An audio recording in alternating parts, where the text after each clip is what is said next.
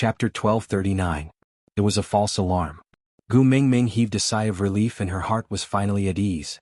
Elvis and Leah also relaxed their grim expressions and sat back in their comfortable positions.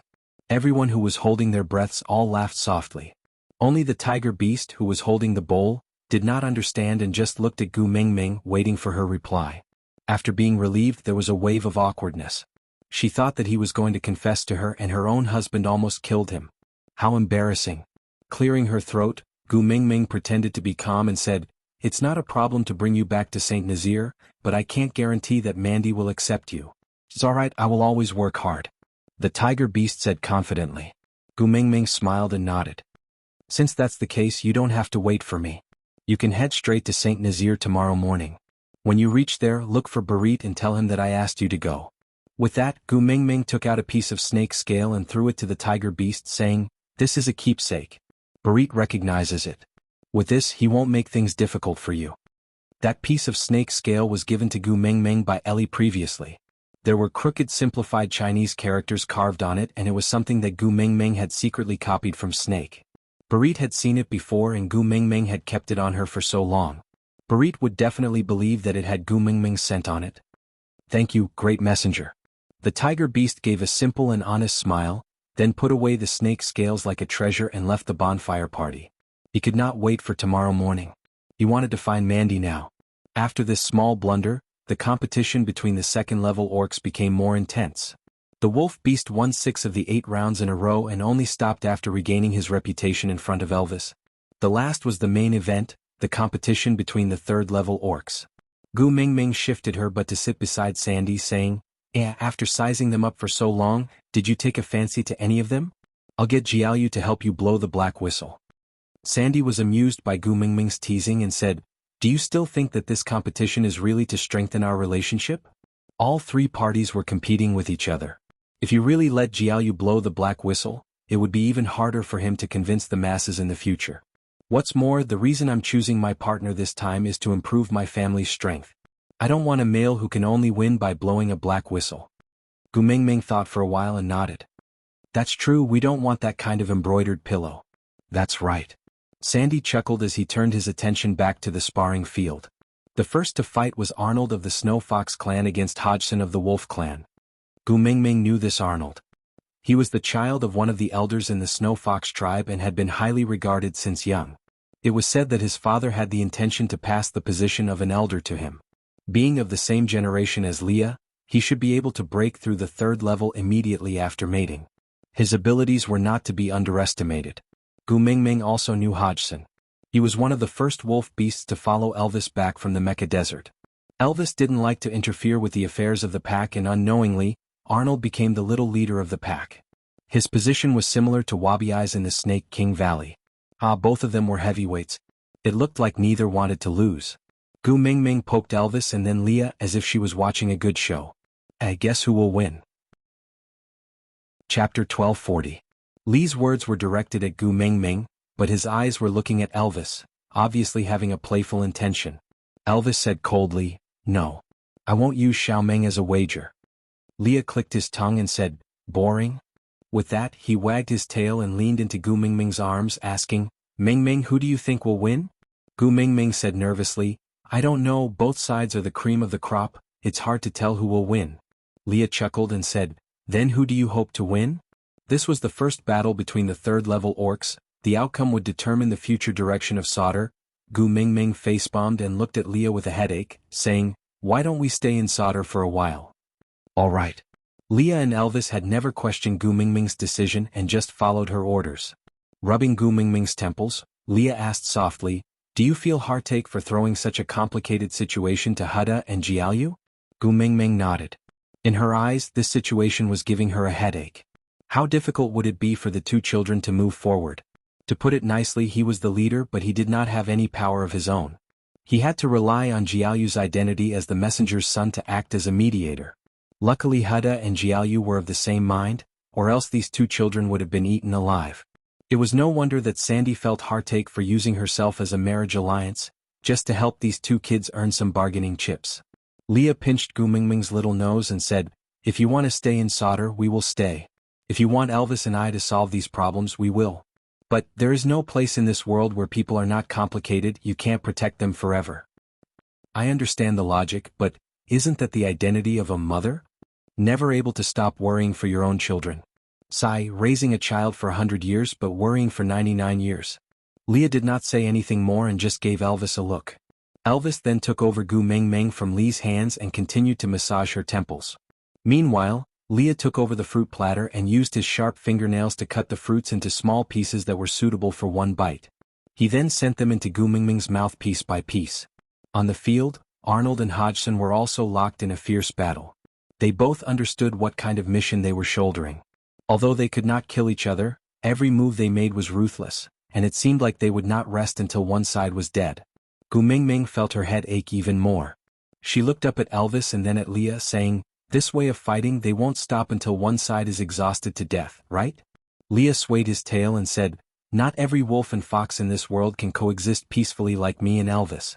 There were too many similarities and subtle differences between the two races. For example, they were arrogant and ruthless.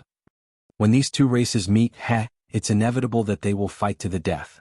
Gu Mengmeng sighed and said, "So was it a mistake to place the wolf tribe in Sodor? Would it be better to bring him to Zacharias or Saint Nazir?"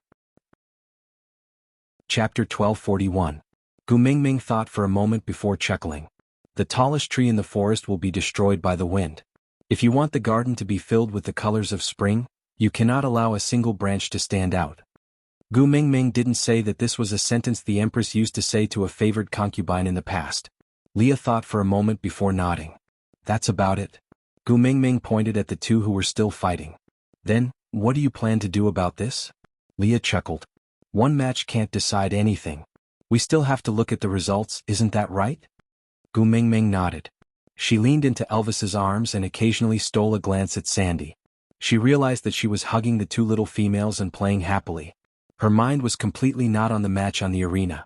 She didn't care who won or lost.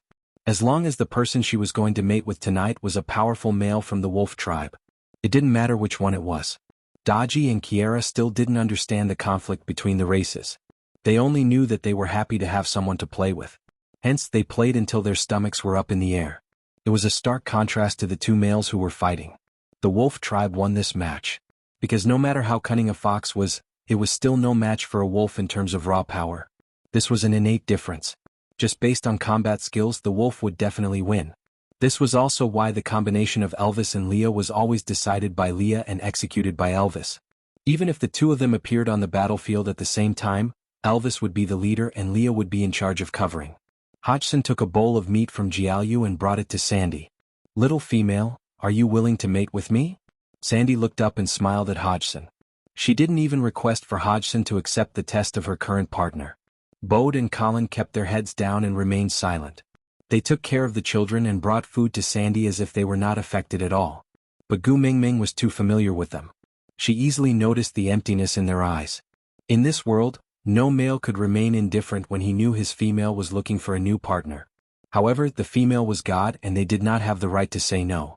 Gu Mengmeng thought to herself, if she was the one who wanted to marry a few new partners for the sake of the stability of the tribe, yeah, Elvis and Leah would not hesitate to raise Sodor to the ground, then smile and say to her, "All right, there's no more tribe, there's no need to maintain stability anymore."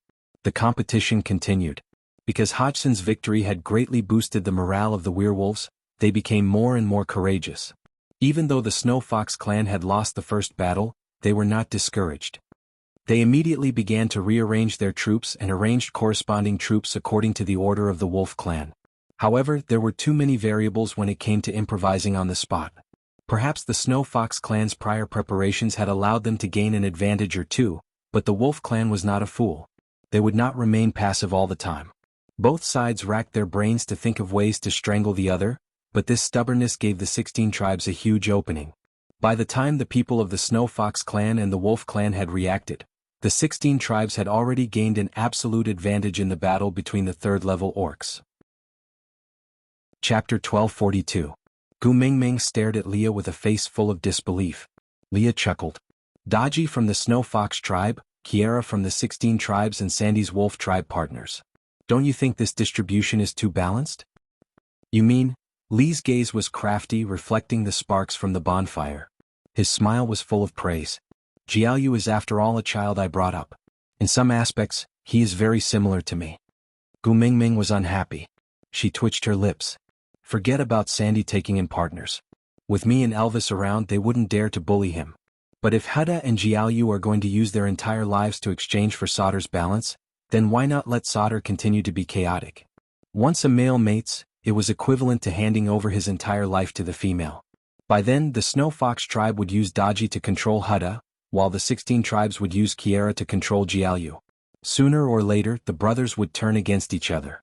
Gu Mingming didn't want to see such a day for her own sons. Leah smiled as he pinched Gu Mingming's nose with a helpless expression. He sighed and said, "Since we have already put it this way, do you still think Jiaoyu is a fool and would place himself in such a situation?" Gu Mingming blinked in confusion. Leah said, "I only said to raise them at Sandy's house." "Who said that they must mate? Females are more delicate and won't participate in any form of battle.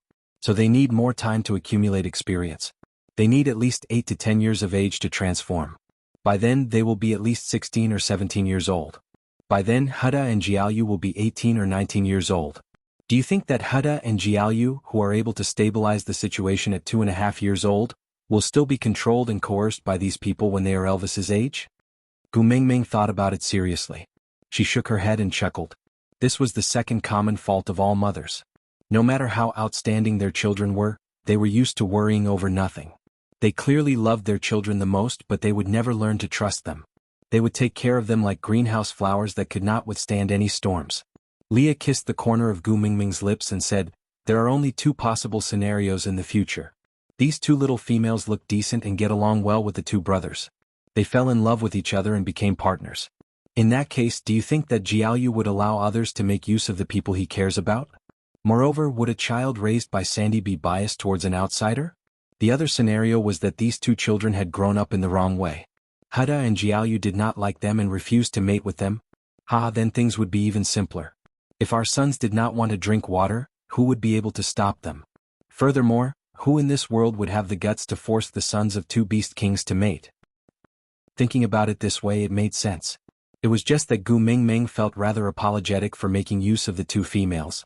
Hence, in the days that followed, Gu Mingming, the model mother-in-law of the beast world, treated Daji and Kiera especially well. As there was a competition segment at the night campfire party, it lasted until very late. Gu Mingming, who had not stayed up late for many years, finally collapsed in Elvis's arms in exhaustion. She had originally wanted to help Sandy with the matter of finding a partner, but in the end she was not of much help. Sandy basically accepted all the wolf beasts that confessed to her. Chapter 1243.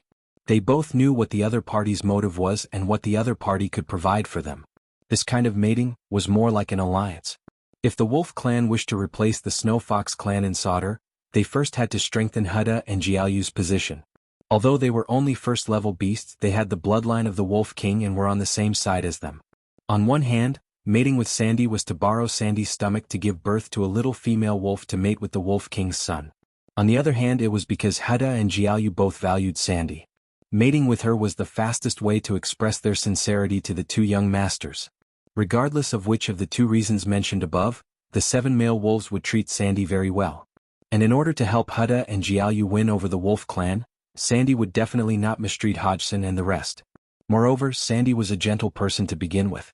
Even if she did not have much feelings for her partner before she became his partner, once she became his partner, she would at least not abandon her partner like Nina or Ellie. This was originally the normal way of mating in the beast world. Gu Mingming, Elvis and Leah, who loved each other to death before mating, were the exceptions. Gu Mingming could feel that the winds in Sauter were changing unknowingly. But Leah was right, she had to learn to trust her own sons. Before the dry season ended, she, Elvis and Leah would stay in Sauter. So Hada and Jiaoyu had 3 to 4 months to rely on the messenger of the beast deity as their biological mother and the Wolf King and Ninth Highness as their fathers to buffer the conflict between the 3 forces in Sauter. Of course, Hada had always been steady. Although he was only first level, he was very popular. Especially after his engagement with Daji, the Snow Fox clan spared no effort in cooperating with him. On the other hand, Jiaoyu's little tricks at the night campfire had allowed the 16 tribes to reap the spoils of the war. Despite being pincered by the Snow Fox clan and the Wolf clan, he managed to achieve victory amidst the dangers. Just a few casual words had such an effect. The people of the 16 tribes were wholeheartedly convinced by his strategy, and in addition to the marriage agreement he had with Kiera, the people of the 16 tribes naturally followed Jiaoyu's lead and were rather obedient. As for the wolf tribe, firstly, with Elvis sitting here, no one dared to make a fuss. Secondly, the person in charge of Sauter was after all the wolf clan's young master, so no matter what, they were all on the same side. No matter how much they confronted the other two parties secretly, they would not let their young master fall into a dilemma. So, at least on the surface, Sauter had reached a tacit agreement of peace. A week had passed since the night campfire and Gu Mingming had not gone to look for Sandy. It was not that she did not want to go, but it was really, there were several times when he was at the door, but he heard indescribable sounds coming from inside. He had no choice but to turn around and leave. Gu Mingming propped her cheeks and suddenly looked at Elvis resentfully. Do you wolf beasts not know how to be tender to women? It's been 7 days. Are you going to make Sandy die in bed? Elvis was baffled by her scolding. He rubbed his nose and smiled helplessly. Gu Mingming also knew that her outburst was unreasonable, so she sighed and said, Sorry, you didn't do anything wrong. I shouldn't have vented my anger on you and scolded randomly. Chapter 1244. Ah. Gu Mingming was stunned by Elvis's words and didn't know how to react. Elvis kissed Gu Mingming's little face and said, It's my honor to be scolded by you. Others don't get it even if they want it. Gu Mingming chuckled and shook her head speechlessly. Elvis pinched Gu Mingming's slender and soft fingers and said, I am your male, you can scold and hit me if you want. You don't need a reason or an apology, do you understand? I'm not a pervert. Gu Mingming turned her head away in rebuke. Elvis placed Gu Mingming's little hand into his mouth and bit it lightly. He didn't say anything else. The two of them were sitting by the side of the stone castle and enjoying their time together when a wolf beast walked over. Upon closer inspection, they realized it was Sandy's new partner, Hodgson. Wolf King Queen. Hodgson bowed respectfully and said, Sandy said she misses the Queen very much and wants to invite the Queen to our house for a visit. Elvis raised his brows with an unfriendly expression and said, Ha, Sandy's temper has grown. In the past, she would at most come over without a greeting when she misses you. Now she sent someone to invite you. Gu Mingming poked Elvis and said, It's not that she doesn't want to come, she can't come. Elvis looked at Gu Mingming in confusion. Gu Mingming gritted her teeth and said, She took in 7 wolf beasts at once. Do you think she can get down from the bed now? Elvis thought about how Gu Mingming would sleep for 2 to 3 days after he made love with her, unable to wake up at all. He understood but was still very unhappy. Then you can't go over now, the air at her place is not good now. Gu Mingming's expression changed. Gu Mingming pinched Elvis with a smile and said, Have you forgotten that I promised Sandy that every time she mates in the future, I will congratulate her and sing for her? In that case, Xiaoming, how long has it been since you sang for me?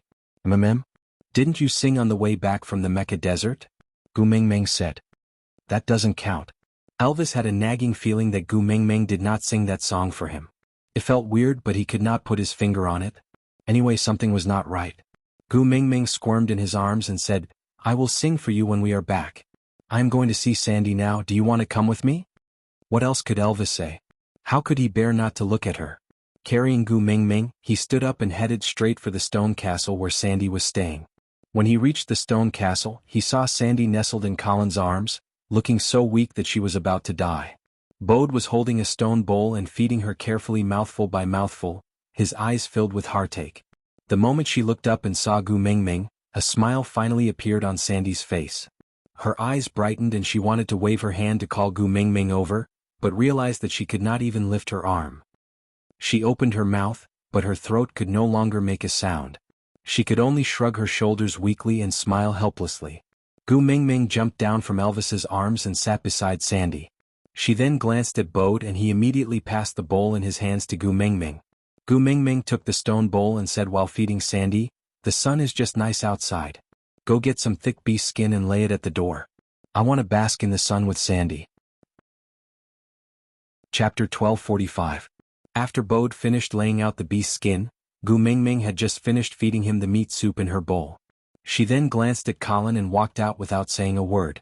Colin kept his head down the entire time. Even though he was the tyrant of Sauter with his usual heroic spirit, he was like a cowardly bear in front of Gu Mingming.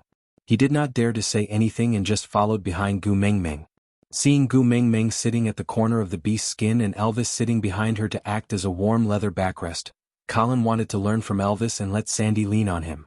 But he had just stepped one foot on the beast's skin when Gu Mingming said, "Tisk." Colin was so frightened that he immediately retracted his foot and looked at Gu Mingming innocently and pitifully.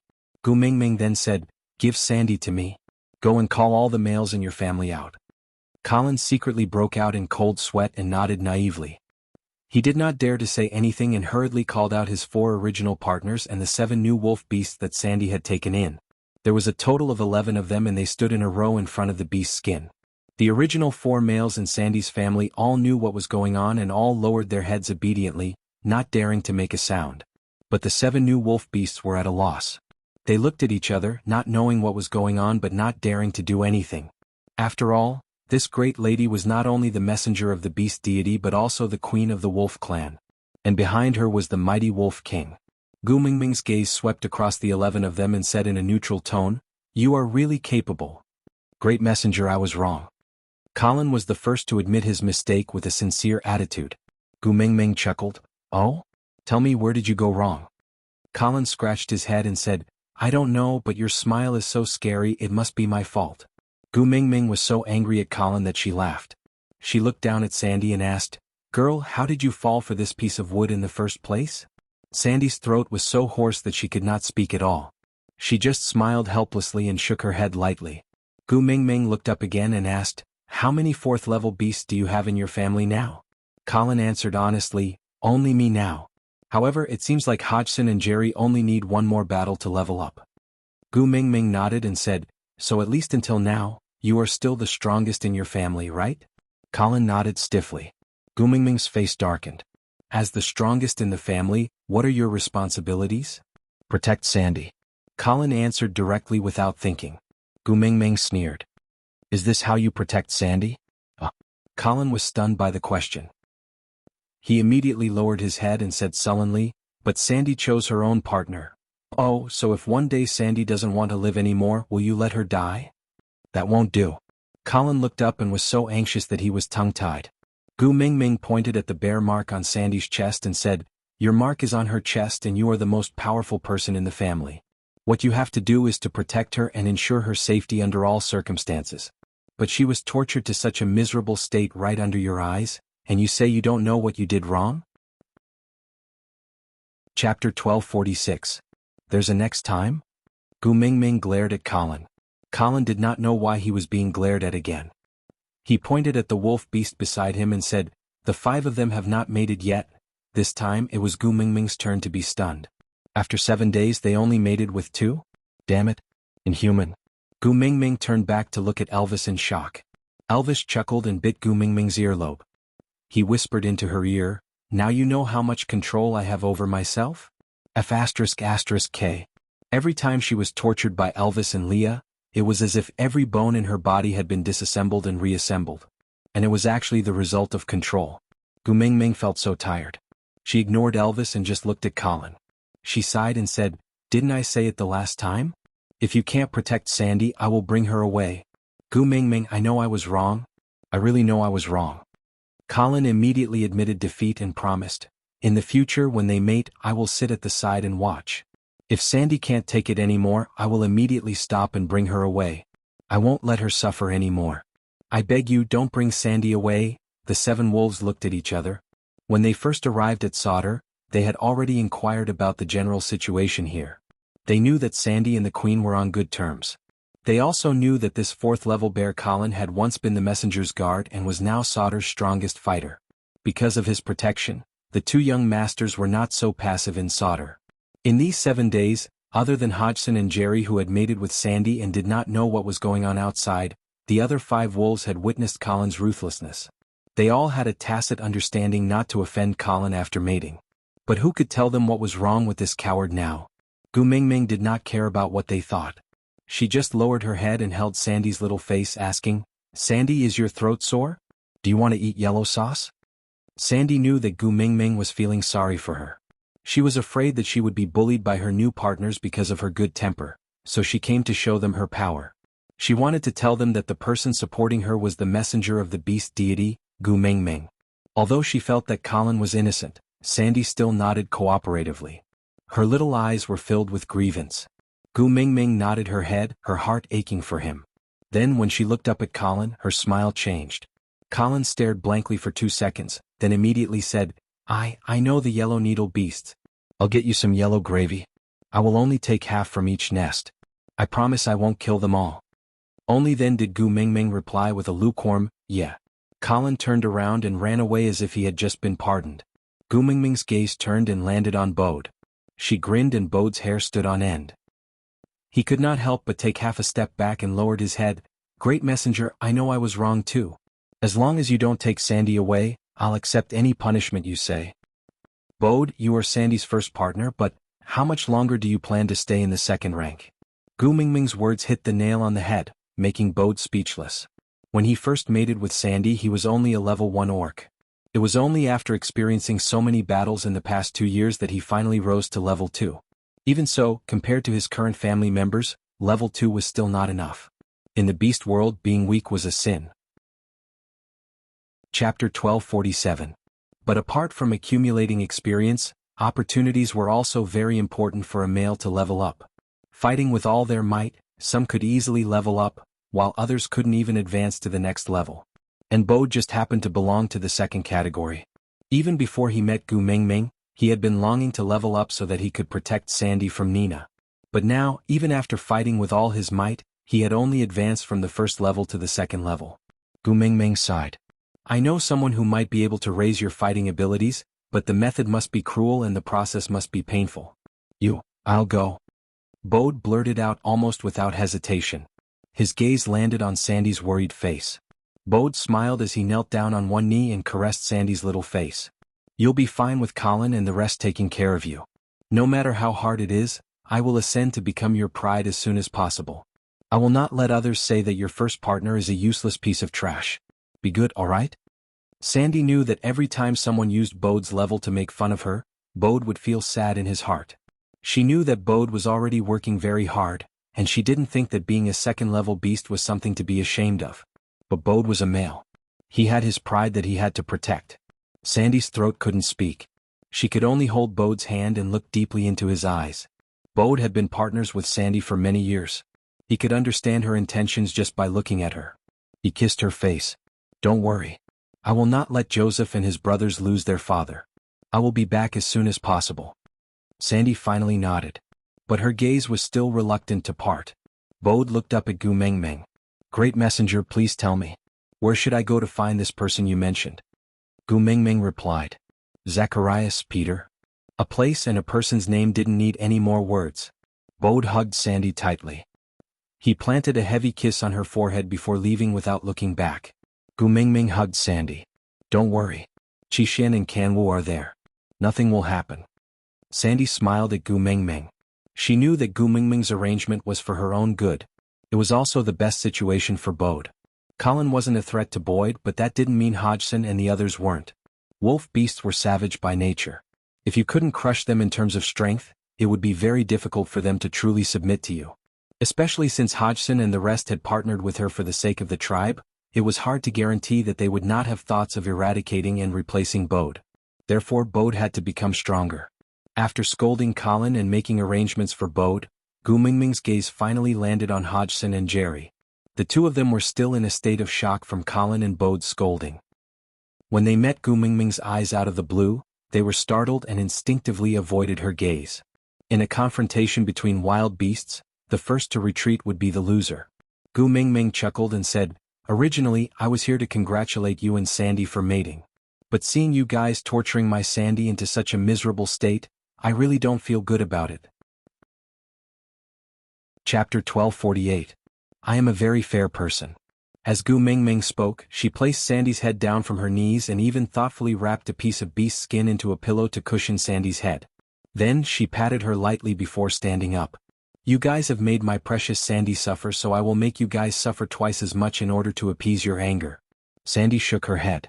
Hodgson and Jerry looked at each other, not understanding what Gu Mingming meant. Gu Mingming smiled and clapped her hands. She got into a fighting stance and said, I heard that both of you are at the peak of 3rd level and can level up after a fight. I, the Great Messenger, will personally be your sparring partner. You must be grateful. With that, Gu Mingming charged over and punched Hodgson in the stomach. At the same time she kicked Jerry in the chest. Gu Mingming did not unleash her beast pressure in consideration of Sandy's ability to withstand it. Moreover, she could not unleash her full power as a beast king. Moreover, it was just a small punishment and she was not really trying to buy someone's life, so Gu Mingming was merciful. How would the two wolf beasts dare to attack their own queen? Didn't they see the Wolf King sitting there staring at them with a kind and amiable smile? If they dared to misbehave, the Wolf King would pick them up and crush them into a pulp. Elvis's warning when they first arrived at Sodor was still ringing in their ears. The Wolf King would never show them any mercy when it came to the queen. Hence, the two warriors who had been in the limelight at the night campfire party and were still proud of themselves yesterday were beaten black and blue by Gu Mingming today. Gu Mingming only squatted beside them when they could no longer stand up. I took you back to protect and take care of Sandy.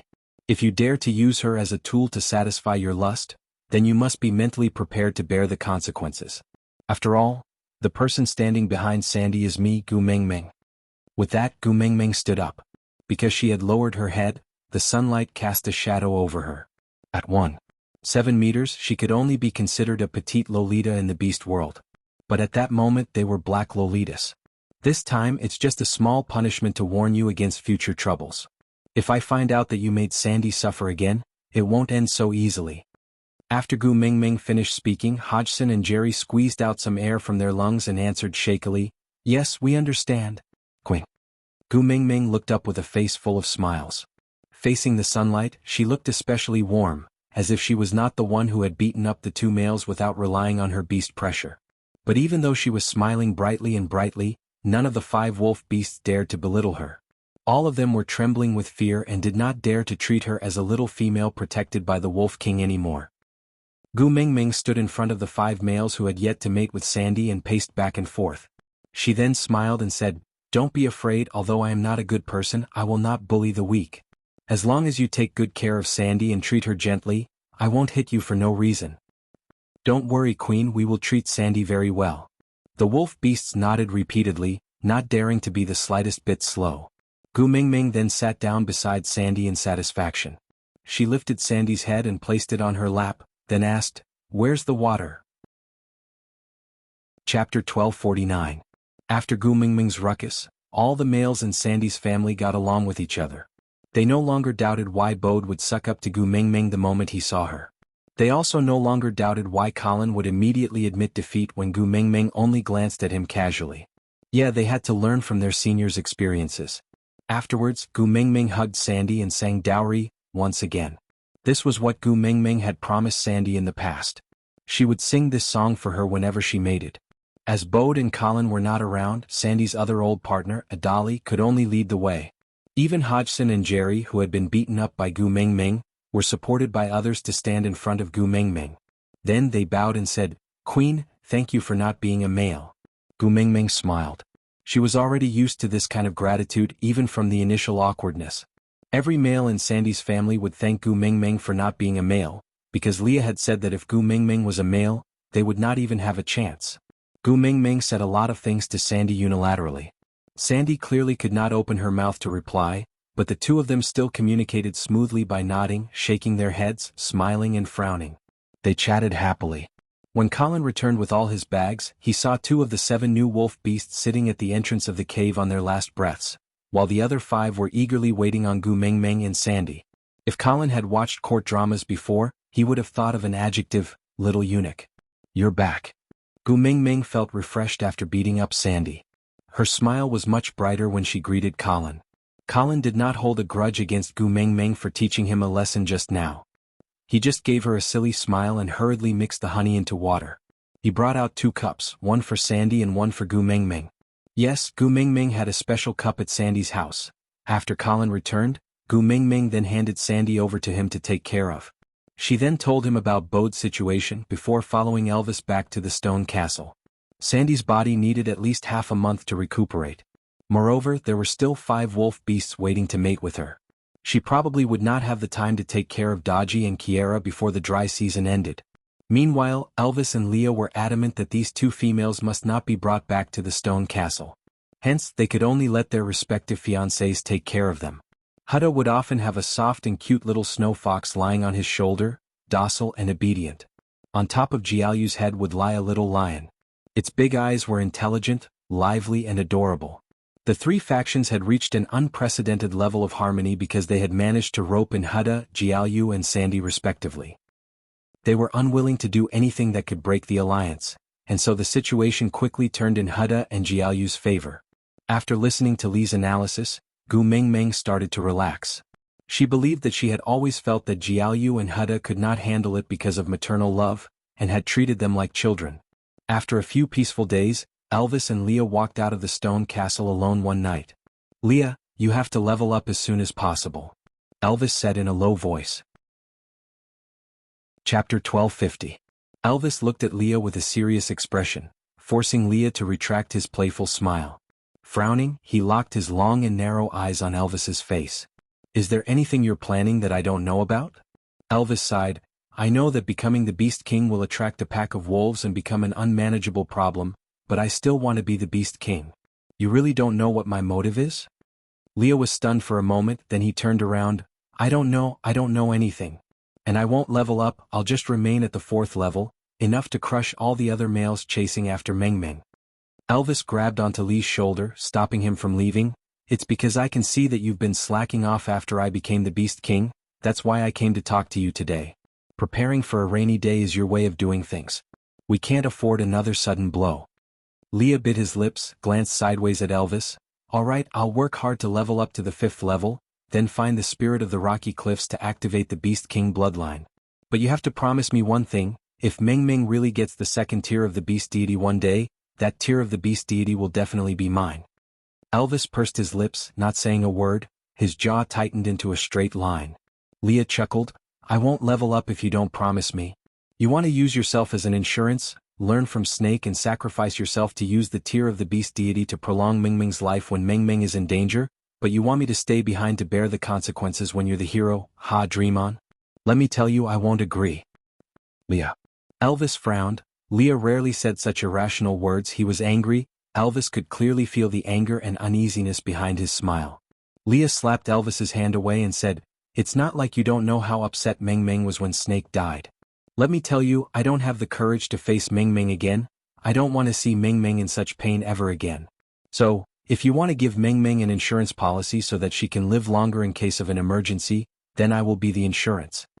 With that, Leah poked Elvis's chest with his slender fingers and said word by word, "You're her first partner. You should be the one to shoulder the more difficult things. Let me, the beast pet, do the small matter of dying." Elvis nodded. "But the person Xiaoming likes the most is you, and the person who knows how to make her happy is also you. If one of us has to die in exchange for her safety one day, then the one she likes more should be the one to stay alive, isn't that right?" Elvis smiled bitterly and said, "Moreover, didn't you always say that you regretted giving Xiaoming to me back then, causing you to lose her one and only?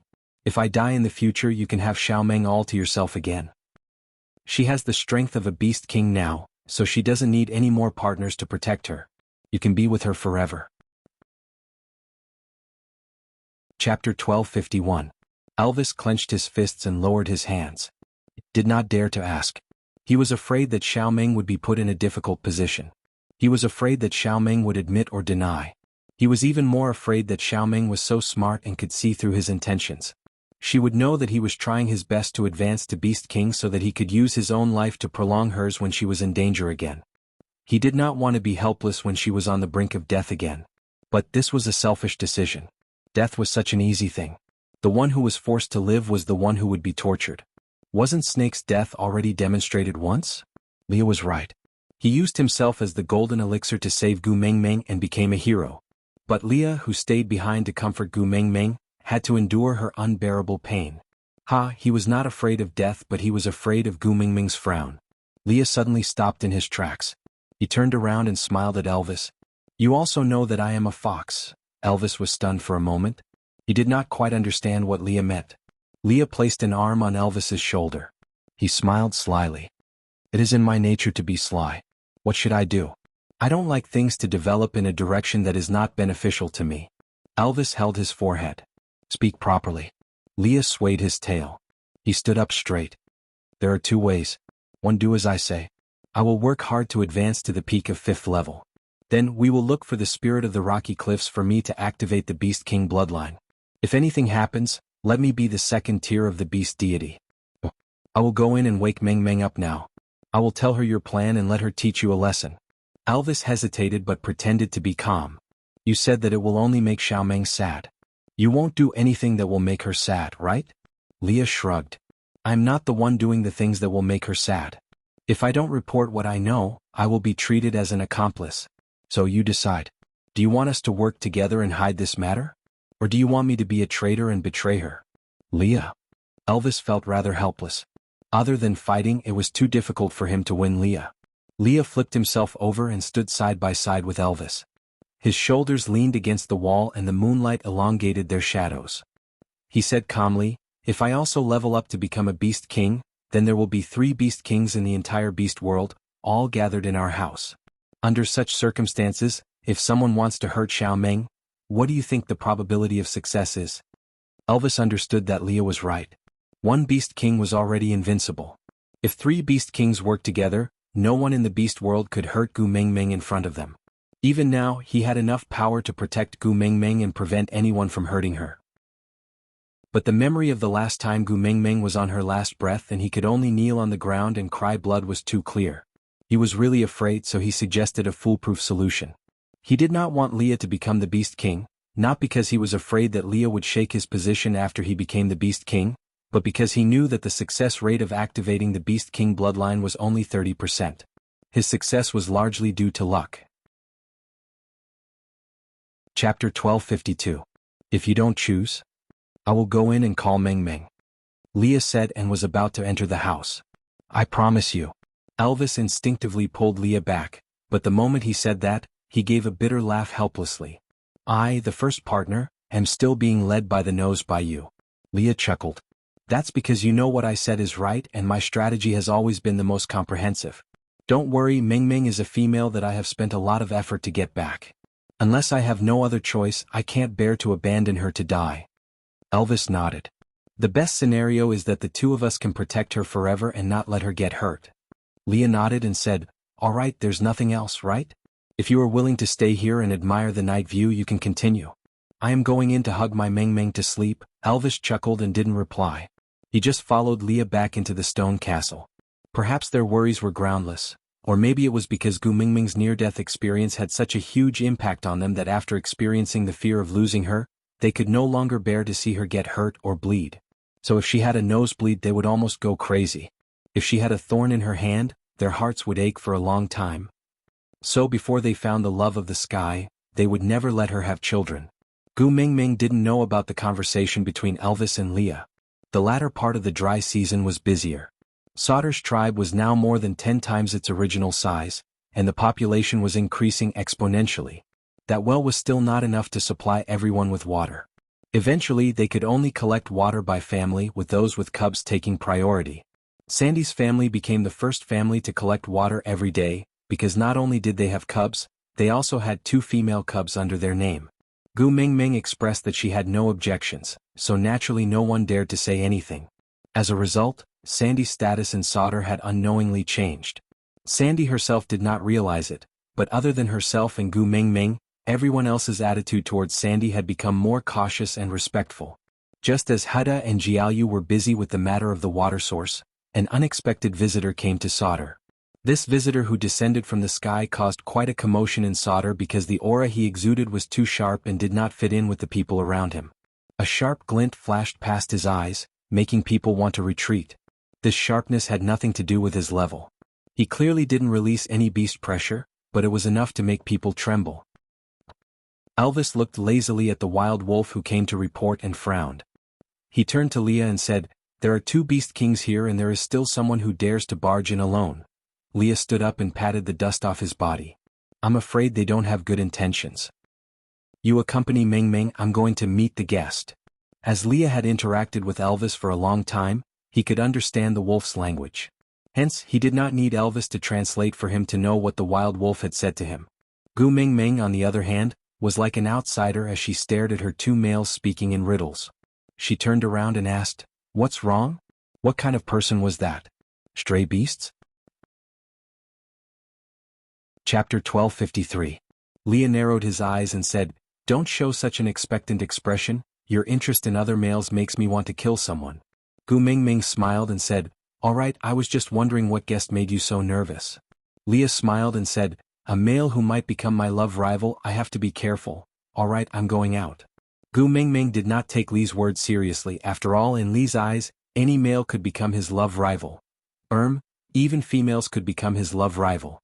After Leah left, Gu Mingming leaned into Elvis's arms, wondering if she should make a detour to Zacharias before returning to St. Nazaire after the dry season ended. He was so worried about Qixin and Canwu. Especially Qixin. He had sent grapes to St. Nazaire last year, claiming to be some stray beast young master. Please don't get involved with Cole again. Elvis allowed Gu Mingming to lean against his chest, not feeling that there was anything wrong with it, instead feeling that this was the most complete position in his life. His slender fingers gently played with Gu Mingming's hair and said, I will go with you wherever you want to go. Elvis did not say that if it was really that person, Gu Mingming would not be able to go to Zacharias or return to St. Nazaire. Gu Mingming's curiosity towards the sudden guest did not last long. The dry season was about to end and Gu Mingming was about to leave. Her two sons were busy dealing with all sorts of matters in the tribe, especially with the three factions fighting each other openly and covertly. It was a complete mess. Luckily, the two brothers worked well together, and although they could not handle things as easily as Leah, they could at least achieve a stable victory. Gu Mingming did not want to cause trouble for her sons, so she spent most of her time with Sandy. After all, their mating ceremony had already been completed and the two cute daughters-in-law were staying at Sandy's house, so there was nothing wrong with Gu Mingming visiting them often. Seeing that it was already noon and Leah would not be able to return in time to cook, Gu Mingming decided to just go to Sandy's house for a free meal. Although Bode was not around and Colin's culinary skills could not be compared to Lee's, but, in terms of cooking, who could be worse than Leah? The moment she stepped out, she was met with Oraton's face full of desire. Gu Mingming smiled helplessly. She did not even need to ask to know that this was a grudge from a foodie. Leah is not at home today. I'm going to Sandy's for a free meal. Shall we go together? Oraton shook his head and said expressionlessly, A bird came and said it wanted to see you. Leah asked me to come over and ask if you want to see him? Give me a bird. What bird? Gu Mingming found it strange. She could only recognize the Eagle Owl tribe because she could fly. If it was someone from the Eagle Owl tribe, it must mean that something had happened to St. Nazaire. In that case, Leah would not have asked her if she wanted to meet him. He should have directly brought him back. Oraton frowned and said, A very annoying bird that can fly. Gu Mingming, nonsense. Let's go and take a look.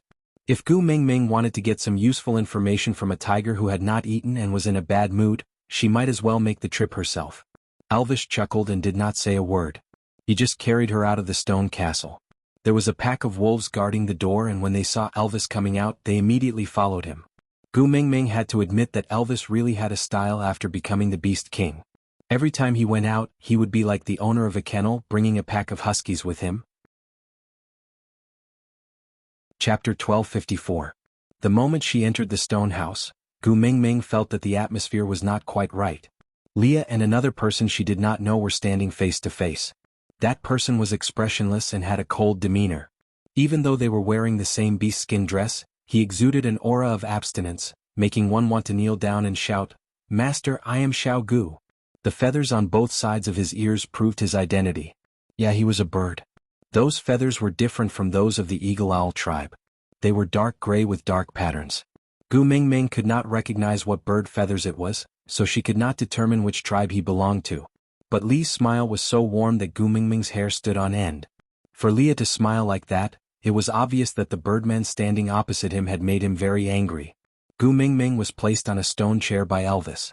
Elvis stood quietly behind her to guard her, not saying a word. Seeing that Gu Mingming had returned, Leah also stood back and waved his tail. Mingming, let me introduce. This is the current leader of the renowned Vulture tribe, Gregory. Gu Mingming's eyes widened. Vulture tribe. She had fallen into an endless cycle of not being able to see the Vulture tribe if she did not ascend the mountain. She had been stuck in a dilemma for a long time, and now he had delivered himself to her doorstep. Damn it. You are the legendary messenger of the beast deity? Gregory sized up Gu Mingming with an unfriendly expression. Gu Mingming was taken aback by Gregory's attitude. Her father had clearly said that the Vulture tribe was the tribe closest to him, so she could show off her father's reputation. But this person in front of her did not seem to buy it. I am. Gu Mingming gave a simple reply. She decided to stay the same and see what the other party's intentions were. Gregory looked at Elvis and then at Leah. Finally, his gaze landed on Gu Mingming. There was not much expression on his face, but it was different from Oraton's poker face. He was really cold, so cold that even his gaze seemed to be covered in ice. It was bone-chilling. "Tell me, why are you looking for me?" Gregory asked. Gu Mingming was even more confused. "Who was looking for you?" That's not right. I was looking for him, but I couldn't find him." "Isn't he the one who delivered himself to me?" Gregory could tell that Gu Mingming was puzzled and became a little impatient. He took a deep breath, as if suppressing his desire to turn and leave. "That mighty one sent a messenger to the Moda Mountains, so I came down the mountain to look for you. If you're not looking for me, then I'll take my leave." "Wait." Gu Mingming probed. "Who is that great lord? It couldn't be Cole again, right?" Gregory looked at Gu Mingming, squinting his eyes in a probing manner. "Are you really the messenger of the beast deity? Worth the price." Gu Mingming was very confident about this. Gregory did not agree and said, "Since you are the messenger of the beast deity, how would you not know who that lord is?" Gu Mingming was at a loss for words. She really did not know who that lord was. Gregory's gaze landed on Elvis's chest. He frowned and said, "You took something from his hands, but did not know that he asked me to look for you? That means he did not give it to you willingly, but you snatched it from him?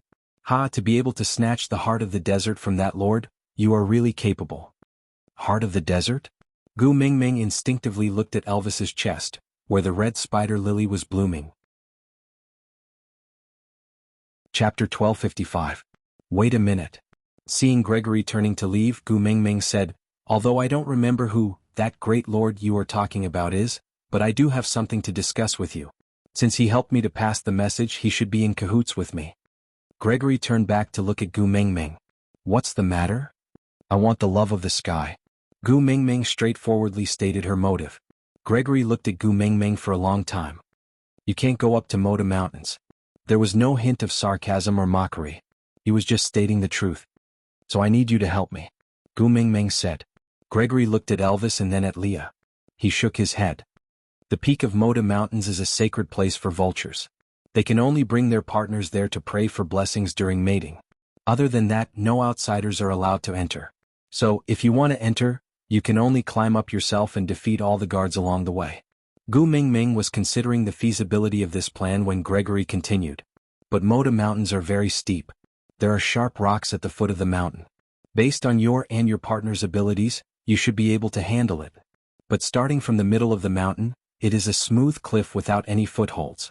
Unless you can stick to the mountain walls like a lizard, you will definitely not be able to continue climbing." Stick to the mountain walls like a lizard? Gu Mingming's brain was working furiously. She was trying to think of an alternative plan. But before she could come up with one, Gregory continued. "Based on your wolf partner's abilities, he will need more than half a day to cross the middle of the mountain at his fastest speed. And if you want to climb up the mountain, a conservative estimate is that you will need to climb for 3 to 10 days. During this period, you will not have any food, water, or rest. You will also have to face the constant attacks from the birds guarding the mountain. If you slack off for even a moment and fall, the 10,000 blade stone knife at the foot of the mountain will kill you. 3 to 10 days without eating, drinking, sleeping, or resting. You will also have to face attacks and climb up the smooth cliff without any footholds. This was something that was simply impossible to achieve. Even if you manage to do it, the real test will only begin after you cross the middle of the mountain. Because the closer you get to the peak, the lower the temperature. The winter you usually spend on land is like a greenhouse compared to the climate on the mountaintop. Accompanied by the low temperature and howling winds, the snow is like countless sharp claws cutting into your body. One of your partners has the advantage in terms of strength, while the other has the advantage in terms of race, so they can probably last for 2 days. As for you, you don't have a hard and thick fur to resist the cold and wind, so you can only last for half a day at most before you freeze to death." Grace's emotions were calm throughout the entire process. He was like an expert deducing a mathematical formula. Every word he said was precise and professional, which was very convincing. Gu Mingming had the relevant psychological knowledge from Wang Xiaoxin. She could judge from Gregory's body language and micro-expressions that he was not exaggerating. Every word he said was the truth. So, even if the 3 of them risked their lives, they would not be able to ascend Moda Mountains. Was that what he meant? "That's why I said I need your help," Gu Mingming said. Chapter 1256. I don't accept it either. Gu Mingming flared up. I just want you to bring me up the mountain. I am interested in the things on the mountain, but I have no interest in you. I said, the mountain peak is the holy land of vultures. We can only bring people other than our tribe members there to pray for blessings during mating. Since you and I have no intention of becoming partners, I naturally can't bring you up. Why are you so stubborn? Gu Mingming asked. Who bestowed that holy land? The previous messenger of the beast deity? Who bestowed it? This question stumped Gregory. Ever since he was born, he had been guarding the peak of the Moda Mountains, facing the harsh weather. The sacred land had always been a sacred land, but no one had ever told him why it was a sacred land, and when did it become a sacred land. But that was not important. It was an indisputable fact that the vulture tribe had been guarding that place for generations. Rules were rules and they had to be obeyed. As the leader of the vulture tribe, he could not simply break the rules. If it was a rule set by the previous messenger of the beast deity, then I should be able to abolish it, right? After all, we are of the same rank. She is a messenger and so am I. If my rank is not high enough, how about I ask the beast deity? After all, the vulture tribe is the most loyal protector of the beast deity. What if the beast deity gives the order? Can I abolish your stupid rules? Gu Mingming thought to herself, as a second-generation deity, when else would she be able to fool her father? Gregory was unmoved. He stood his ground and said, this is the rule of the vulture tribe. Even the messenger cannot force others against their will. If the beast deity insists on breaking our rules, then when loyalty cannot be served at the same time, we can only sacrifice our entire tribe to uphold our will. We will not defy our tribe rules or betray the beast deity. Gu Mingming's mind was only filled with the word, inflexible. But Gregory's tone was not a threat, but a statement. This made Gu Mingming know clearly that if she were to use her father's name to pressure him, Gregory would really choose to die in glory than to live in dishonor. Damn it, if the vulture tribe died out because of this, she could forget about ever obtaining the love of the sky. Rolling her eyes, Gu Mingming asked again, why don't you get someone from the vulture tribe to talk to me? Only the clan leader of the vulture race can descend the mountain when he receives instructions from that lord. Gregory's gaze swept across Elvis's chest, then he said, now that the great lord is probably no longer around, so after I return this time, there shouldn't be any vultures coming down from the mountain anymore. Damn it, who was that lord? What if that lord asked you to bring me up? Are you willing? Gu Mingming tested. Gregory coldly snorted and said, you don't even know who that lord is, yet you want to use such ridiculous words to scare me? Chapter 1257. Gregory furrowed his brows, seemingly unwilling to do so. He didn't like fighting with land beasts. They were crude, barbaric and filthy. The smell on their bodies was unbearable. Although this messenger of the beast deity looked pretty nice, he didn't know why he didn't like her. He had a feeling of resistance towards her. But since that great lord had already given the order, he couldn't reject it. She then looked at the red spider lily on Elvis's chest. Since this is the final order from that great lord, I will definitely obey. I will give you a month's time. If you don't have a reason to convince me after a month, I will fly straight back to Moda Mountains. With that, Gregory turned and left the meeting room, flapping his wings and flying off. Gu Mingming face-bombed, speechless. After coming to the beast world, she had seen a lot of the world. She even felt that she could handle a pervert like Cole. But this Gregory was stubborn and unmoved by force or persuasion. Turning to look at Leah, Gu Mingming asked, Leah, can't we not have the love of the sky? Of course we can. Leah chuckled and kissed Gu Mingming's forehead. I only need you. I don't need little foxes. Damn it. Did he mean that without the love of the sky to protect her from the pain of childbirth, he wouldn't let her get pregnant? Gu Mingming rubbed her chin and thought for a moment. Why not try the 7-word mantra? She wrinkled her nose and was about to cry when Leah wrapped his arms around her waist and pulled her into his arms. You know I can't do anything about your tears. So if you want to cry, I will definitely give in. Actually, it's nothing much. At most, I will be on tenterhooks when you're pregnant. When you're giving birth, I won't be able to bear the heartache and die. With that, Leah pressed his lips against Gu Mingming's and lingered for a long time by her lips, asking in a hoarse voice, so, if you want to torture me with your tears because of that nest of little foxes, come on, the torture you give me, even if I'm crushed into pieces, even if I'm consigned to eternal damnation, I'm willing to endure it as sweet as syrup. Gu Mingming waved her hands in defeat. Who's going to cry? With that, Gu Mingming struggled out of Li's arms and hung onto Elvis's chest. They left the meeting room and returned to the stone castle. Leah shook his head and said helplessly, "You're scolding me again? Last time that humph lasted for several days. She didn't speak properly, nor did she eat well. All kinds of cold violence. Forget it, it was better to torment him than to torment herself." As long as she was fine, he could endure any grievances. When Gu Mingming returned to the stone castle, Sandy, Huda and Jiaoyu were all there. "I saw that you didn't go to my place today, so I came to find you." Sandy saw that Gu Mingming had returned and went forward to hold her little hand, saying, "I heard that a member of the birds tribe came to the tribe today and specifically asked to see you. What kind of person was that? Did he cause you any trouble?" Chapter 1258. "Then why don't you let Ian bring you there?" Sandy was puzzled. Gu Mingming rolled her eyes. Speechless and full of disdain, she said, "It's all because of that pervert Gregory." Gu Mingming took a deep breath and said, "Initially I wanted Ian to bring me there, but he told me that leaving the Moda Mountains was a betrayal. If I went any closer to the Moda Mountains, I would be attacked by the other birds guarding the mountains. They would not rest until they were dead. And the leader of the Moda Mountains is Gregory from the Vulture tribe. Do you think there's something wrong with his brain? I already said that I can ask the beast deity to abolish that whatever tribe rule, so that they don't have to endure so much hardship guarding the mountains. Not only did he not appreciate my kindness, he even said that if the beast deity forcefully interfered, their entire tribe would be sacrificed to ensure both loyalty and justice." Sandy had always been on the same side as Gu Mingming and could not bear to see anyone making her angry. Looking at Gu Mingming's seething anger, Sandy also chimed in, "Isn't he just a third-level birdman? What's there to be so arrogant about? How about this? I'll ask Colin to bring Hodgson and Jerry to tie him up and beat him up until he's willing to bring you up obediently, all right?" Gu Mingming shook her head and said, "If force works, I'll beat him up myself. The point is that if I go up into the sky, I'll be handing my life over to him. If he wants to play any tricks, he just needs to let go in the sky and I'll be finished. So he must be the one who willingly brings me up." Sandy thought about it and agreed. Even if he was scared of being beaten up and agreed to bring Gu Mingming up, what if he took revenge in the sky? By then, no one would be able to protect Gu Mingming. It was too risky. This would not do. "Why not? You mate with him. There's nothing wrong with having one more partner." The moment she said that, the temperature in the room dropped by 8 degrees. Elvis's and Li's faces turned darker than a millstone.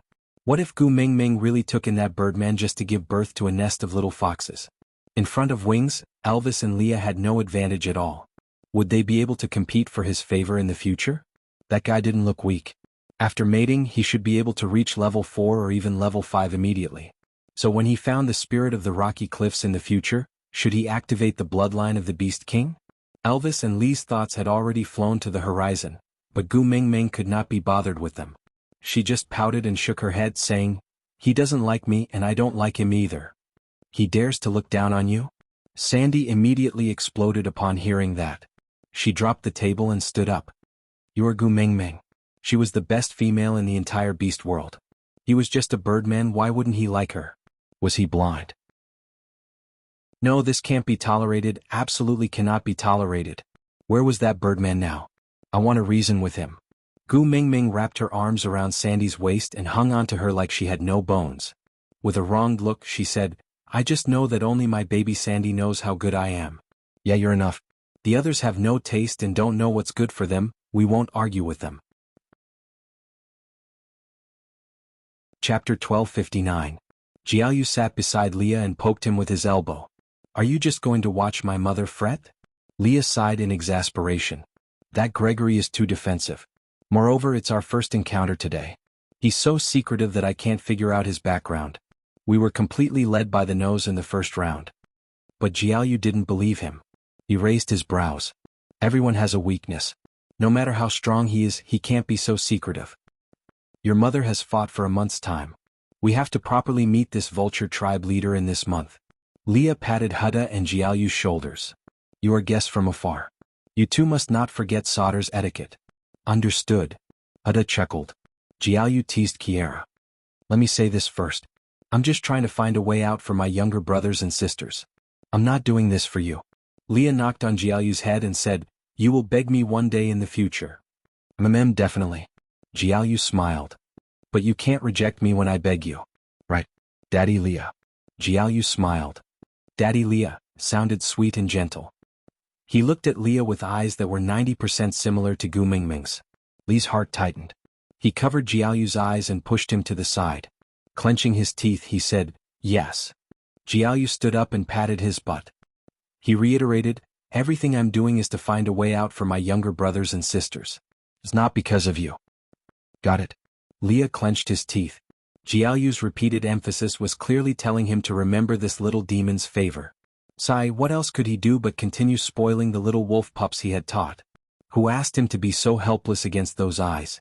Jiaoyu and Hutta walked to the door and bade farewell to Gu Mingming and Sandy, who were sitting at the door and complaining crazily. Jiaoyu said that the family of a few female wolf beasts had come to the tribe, and they were different from normal male wolf beasts. The females had to be properly settled down, and in addition the tribe had to stock up on food since the rainy season had started, so they were quite busy and could not chat with Gu Mingming. Gu Mingming's heart ached that her sons were too tired, so she asked them to go back to work first. When Leah was done with dinner, she would send it over to them. The two sons agreed sensibly and obediently. Jiaoyu couldn't help but say a few more teasing words to Gu Mingming before they left. On the other hand, Leah instructed Oraton to rush back to St. Nazaire and call Ian over. Oraton left in a hurry after reporting to Gu Mingming. There was no other reason other than Leah was in charge of cooking and Oraton definitely did not want to offend him. Meanwhile, Gu Mingming and Sandy were in a much better mood after complaining for a long time. The two females discussed many unreliable but extremely satisfying methods. Gu Mingming knew that these methods would not be put into practice, but just discussing them was enough to make her feel better. To be honest, other than Elvis, this Gregory was the most arrogant person Gu Mingming had ever met. She felt inexplicably displeased. She really wanted to shatter that expression of abstinence on his face and watch him kneel down and beg for mercy. Chapter 1260. Lee's words always made sense, so Gu Mingming gladly accepted Lee's suggestion. So in the following 3 days, Gu Mingming had nothing to do. Instead, Leah and Jiaoyu were secretly whispering to each other. Morse code. On the 4th day, Leah returned to the stone castle with a smile on his face. The moment he entered, he opened his arms wide, waiting for Gu Mingming to throw herself into his arms. Gu Mingming didn't know what Leah was up to, but still threw herself into his arms, giving him a welcome home hug. Leah stroked Gu Mingming's little head. I have neglected you these 3 days. Did you miss me? Gu Mingming chuckled. Although Leah was a little busy, he did not neglect her. No matter how busy he was, he would always come back to prepare 3 meals a day. If he could solve a problem outside the stone castle, he would never go outside. At most, he would go to the meeting room when he was plotting something with Jiaoyu. The so-called neglect probably meant that he did not stick to her 24/7. Heartless. Leah pinched Gu Mingming's little face and grumbled, "I miss you to death every second we're apart, but you don't even care if I'm not by your side. Am I still your most beloved partner?" Gu Mingming's smile widened. She felt extremely helpless. Lee's tone was like a concubine who had been wronged. Gu Mingming felt that she should lift his chin and say something along the lines of, "Come, I will love you dearly tonight. This Gregory has not even married into the family and I have already fallen out of favor. If you really accept him in the future, will there still be a place for me in this family?" Gu Mingming's face froze. She looked at Leah. "What has this got to do with Gregory? I don't like that old cadre at all." Gu Mingming knew that she did not have any masochistic tendencies. With Leah and Elvis, gentle and considerate partners who coaxed her in everything, why should she like that ice block who looked down on her? Moreover, she had said long ago that having 2 partners had already crossed her bottom line. She would never have a third one. Seeing Gu Mingming's look of disdain, Lee's mood became much better. He carried Gu Mingming up and walked to Elvis's side to place her back into his arms. He leaned on her knees and said, "Jiaoyu, that fellow is very capable. He managed to get quite a lot of information from that bird man." Gu Mingming had always known that Jiaoyu was quick-witted, but she did not expect that even Leah would be led around by the nose by Jiaoyu. Her interest was instantly piqued. "What did you get out of him? Tell me?" Leah swayed his tail lazily and Gu Mingming instinctively reached out to scoop him up. She hugged his white and furry large tail in her arms and stroked it back and forth. Leah felt extremely comfortable from her touch. He squinted his eyes and said, "The vulture tribe is the same as the snow fox tribe. They are the followers of the messenger of the beast deity. The only difference was that Sauter was in control of all land beasts. The vultures are in the dark, hidden in the Mota Mountains, leading all the birds to protect the sacred relic. From what Gregory said, the sacred relic that they are protecting is not only the love of the sky but also something else. However, Jiaoyu did not dare to ask further, because if he asked too deeply, Gregory would definitely sense it. Once he is on his guard, it would be difficult to pry his mouth open. Chapter 1261. Leah continued, "All birds are not allowed to leave the Mota Mountains. Did you think of anything?" "Think of what?" Gu Mingming looked at Leah blankly and shook her head. Leah smiled and said, "They say it is to protect the sacred object, but don't you feel that it is more like a form of imprisonment?" She thought about what Ian had said. The living conditions were terrible, but they were not allowed to leave. Once they left, they would be considered a traitor and a disgrace. If they returned, they would be attacked and killed by all the birds. This was not only inhumane, it was also a life imprisonment. Moreover, it was a hereditary system and their descendants would be trapped in the Mota Mountains forever. If it was just to protect something, they could just bring it along and guard another mountain. Why did they have to guard the Mota Mountains with the terrible weather? In that case, besides the love of the sky, they are also guarding the Mota Mountains? Gu Mingming raised her suspicions. Leah nodded in agreement and said, "So, they do not allow any birds to move out because they are afraid that the news will be leaked out and people will guess." Even Ian kept his mouth shut about what happened in Mota Mountains after he migrated out. If not for the fact that I had coincidentally asked him about the love of the sky, he would definitely have brought this secret to his grave and never mentioned a word about it until his death. From this point of view, flying beasts were indeed more trustworthy than land beasts. After all, once land beasts mate, their partners are the most important and they can do anything for their partners. Look at me and Elvis, we are the best examples. Gu Mingming chuckled and said, Yes, you two are the best. I must have saved the Milky Way in my previous life to be able to meet you two in this life." With that, Gu Mingming kissed Leah and Elvis on their cheeks. It felt like she was comforting a child, but the two males enjoyed it very much. Leah swayed his tail and looked at Elvis. He said, "Mighty Wolf King, looks like we have to add another task to our journey." "Mm?" Elvis asked. Leah said, "In order to meet Gu Mingming again in our next life, let's go save the Milky Way this time. If he doesn't need to be saved, I will appear and cripple him, then you can come and chase me away. How about that?" "All right." Elvis's reply was simple and clean. Leah turned to look at Gu Mingming and asked, "So Gu Mingming, who is the Milky Way? Where is he?" "Ah. Are you two trying to laugh me to death and then inherit my inheritance?" Leah looked at Gu Mingming's smiling face, his eyes filled with gentleness. After laughing with Gu Mingming for a while, Leah continued, "But Mingming, do you know how the leader of the vulture tribe is chosen?" Gu Mingming replied without thinking, "Probably from fighting? Whoever is more powerful will be the clan leader." "Wasn't it the same in the beast world?" Leah shook his head and smiled faintly. "No, whoever can sense the signal sent by the messenger of that great lord will be qualified to be the tribe leader." "It's that lord again. Who is that lord?" Gu Mingming frowned. Her instincts told her that she should know that great lord. After all, Gregory had sworn that that great lord was guarding the heart of the desert. Now that she had obtained the heart of the desert, it proved that she had at least seen that great lord before. Chapter 1262. So I should still go see my father and ask him who that mighty person is? Gu Mingming came to this conclusion. But Leah shook his head and said, "The main point is not who that mighty person is, but the agreement between the vulture tribe and that mighty person."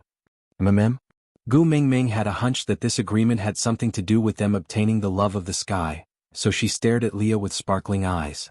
But Leah suddenly changed the topic and said proudly, "But I am not in the mood to say it now." "Don't say things halfway, you will make me anxious to death." Gu Mingming shook Leah's shoulders and grumbled shamelessly. Leah was dizzy from her shaking, but he pursed his lips and didn't say a single word. "Hubby," Gu Mingming's voice trilled 8 times at the end, making Lee's bones melt. He snickered and rubbed Gu Mingming's little head, saying as if he was at a loss of what to do with her, "Then let me ask you first, between the love of the sky and Elvis, who is more important?" Gu Mingming didn't even think before answering, "Elvis is more important." Leah nodded.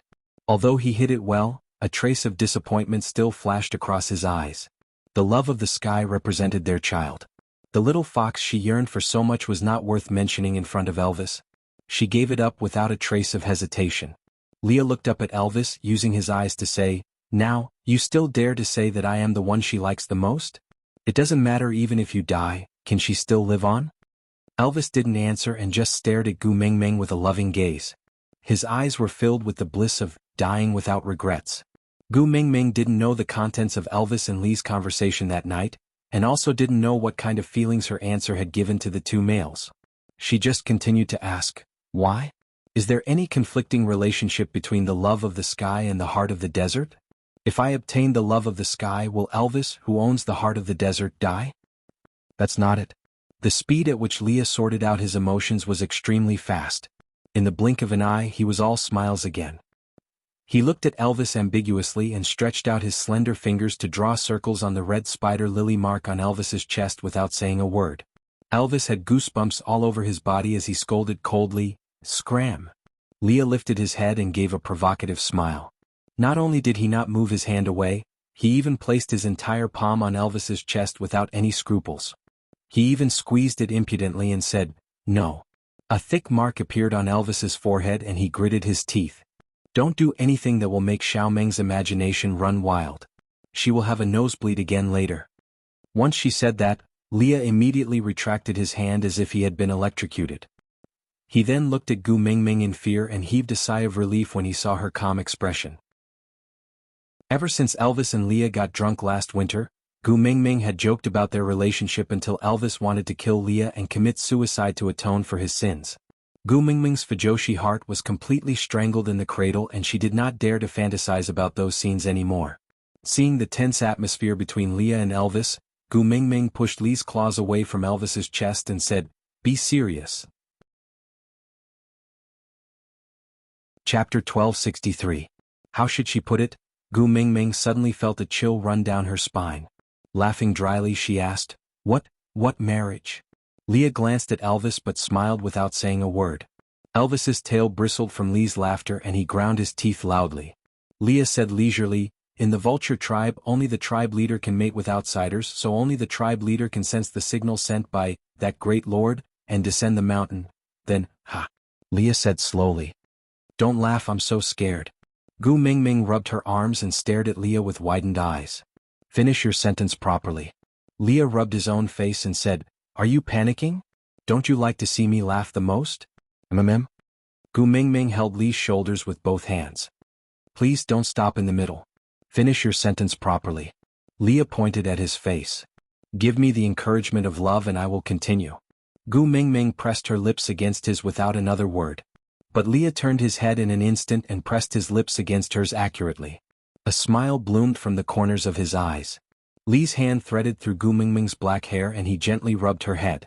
They were clearly an old married couple, but Gu Mingming's heart was still stirred by Li's sudden touch. Blushing, she took a step back and fell into Elvis's arms. Leah then continued. "I heard that the betrothal partner is the one who inherited the heart of the desert. When that great lord's messenger reaches the Mota Mountains to inform the vulture tribe leader will fly down from the mountain peak to fulfill the betrothal." But Li's gaze landed on Elvis's chest again. He couldn't help but laugh so hard that his shoulders shook. Gu Mingming's brain froze for a few seconds. She hugged Elvis with both hands like a child protecting her beloved toy. She shook her head furiously. No, I don't want the love of the sky anymore. If that bird dares to snatch my hubby away, I will stew him." Elvis was almost suffocated by Gu Mingming's strangulation, but he smiled blissfully like a foolish son of a landlord. He completely lost the imposing manner and prestige of a wolf king. Leah was originally trying to hold back his laughter, but after Gu Mingming's tantrum, he simply laughed out loud. The laughter from the stone castle reverberated in the sky above Sauter and the entire sky seemed to have become brighter. After calming down, Gu Mingming nestled in Elvis's arms with a worried face and said, "No wonder that fellow's eyes kept glancing at Elvis's chest. My hubby must have been molested by someone's eyes, right? I should have gouged out his eyes. I'm so jealous." Leah wagged his tail and said, "Hey Xiaoming, if others look at me like this, will you dig your eyes out too?" "Dig." Gu Mingming said firmly, "I will dig out the eyes of whoever dares to rape my man." Leah and Elvis could not help but chuckle. Xiaoming's jealous look was really cute. Chapter 1264. Gu Mingming bit her fingers while shaking her feet. Her brain was in a frenzy. She had to get the love of the sky or Leah would not let her give birth to little foxes. She could not hand Elvis over. Damn it, she could not hand him over even if she died. She could not sell her husband no matter what. So she still had to start from Gregory. Weakness, what exactly was his weakness? Modern men were easy to guess. Wealth, power and women. Any man could not escape from these three. To put it proudly, in the beast world, Gu Mingming herself was already the most powerful woman? But what did he say? He said he did not fancy her. Power? Moda Mountains was beyond the rules of the beast world and Gregory was the leader there. He probably had the highest power. Seeing how he despised land beasts and did not seem to want to be the leader here, even if Gu Mingming gave him the official title of the messenger of the beast deity, he would not even take a second look. Then, what about wealth? Gu Mingming scratched her head. He was just a damn bird, why would he need wealth? Heavens, could he give me Lei Jinzi's thunder god hammer? Maybe even Birdman like that thing. Gu Mingming felt like she was going crazy. Raising her head, Gu Mingming looked at Leah with a pitiful gaze. I am indeed not suitable to think about people. What should I do? I want the love of the sky but I don't want to hand Elvis over. Leah, can you think of a way? Leah smiled in satisfaction but shook his head. He knelt down on one knee and hooked Gu Mingming's chin with his finger. No, my dear Gu Mingming. You should say, Leah, think of a way. Don't you know that? If it is your order, I will definitely execute it. Just like how he would rather be injured or even die than to level up at the third level. At the crucial moment of that battle, it was Gu Mingming who ordered him not to be injured. So he agreed with a smile and broke through to the third level. If it was her order, even if it did not match his own plans, he would still execute it. But ever since that time, Gu Mingming never spoke to him in a commanding tone. Actually, he was very disappointed. He had been waiting for her to trust him and rely on him. She would no longer think of solving problems by herself, but instead lay lazily in Elvis's arms, casually throwing troublesome matters to him and ordering him to solve them. Only then would he feel that he was needed and only then would life have meaning. Facing Li's urgent gaze, Gu Mingming said softly, Yeah, I want the love of the sky but I don't want to give Elvis to him. Leah, go and think of a solution. Li's smile was very blissful, even more dazzling than the warm sun in March. He held Gu Mingming's little hand and kissed the back of it. As you wish, my queen. That night Ian and Oriton arrived at Sauter together. For the first time, Leah did not return to the stone castle for the night and instead had a secret discussion with Ian, Jiaoyu, Hudda and Oriton in the meeting room for the entire night. They analyzed all the known information and came up with a meticulous plan step by step. Like a net that was about to catch a bird, they slowly spread it out unknowingly and wanted to trap Gregory within a month. Manipulating people's hearts. Chapter 1265. Leah said that all humans would have greed. And this greed would become a chain strangling his throat. The other end would be in the hands of an outsider, and he would naturally become a stray dog. He had schemed against the messenger of the beast deity in the past, but he did not know that the messenger of the beast deity was Gu Mingming.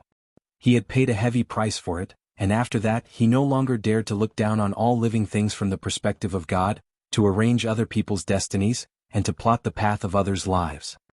It was really a long time before he returned to his old profession.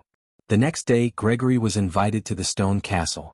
He was especially cautious the moment he entered and was always on guard. But from start to end, Gu Mingming's family did not mention anything about the Moda Mountains.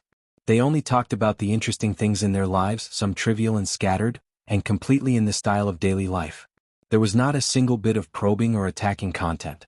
During the meal, Leah greeted Gregory warmly, telling him that he must try his best dishes.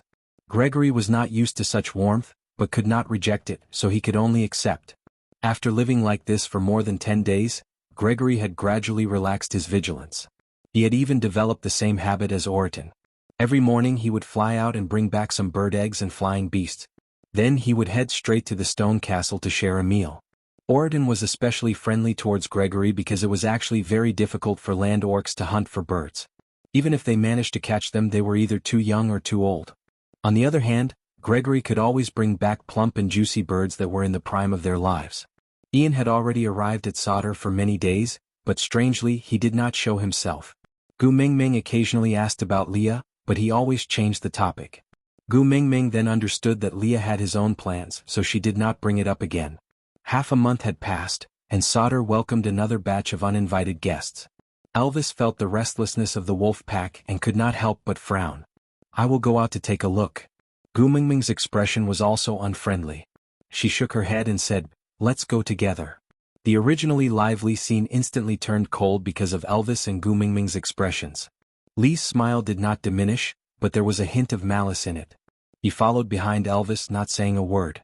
Orion had a poker face to begin with. His expression didn't change, but his body was emitting the aura of battle. Gregory subconsciously became vigilant, his muscles tensed up as he followed behind them. He didn't even think about what a battle between land beasts had to do with him. Why did he want to get involved? He just followed Gu Mingming and the rest out as if it was a matter of course. The wolf pack would follow Elvis closely the moment he left the vicinity of the stone castle. As a result, what was originally a family trip suddenly became a grand sight. The wolf beasts in the tribe all sensed Elvis's aura and followed him. The snow fox tribesmen did not want to be left behind and also joined in, following behind Leah. The people from the 16 tribes did not know what was going on but also followed. So, when everyone appeared at the border of Sodor, the scene looked like a huge army pressing down on the border, ready to invade the world. There were 7 to 8 orcs standing at the edge of the tribe.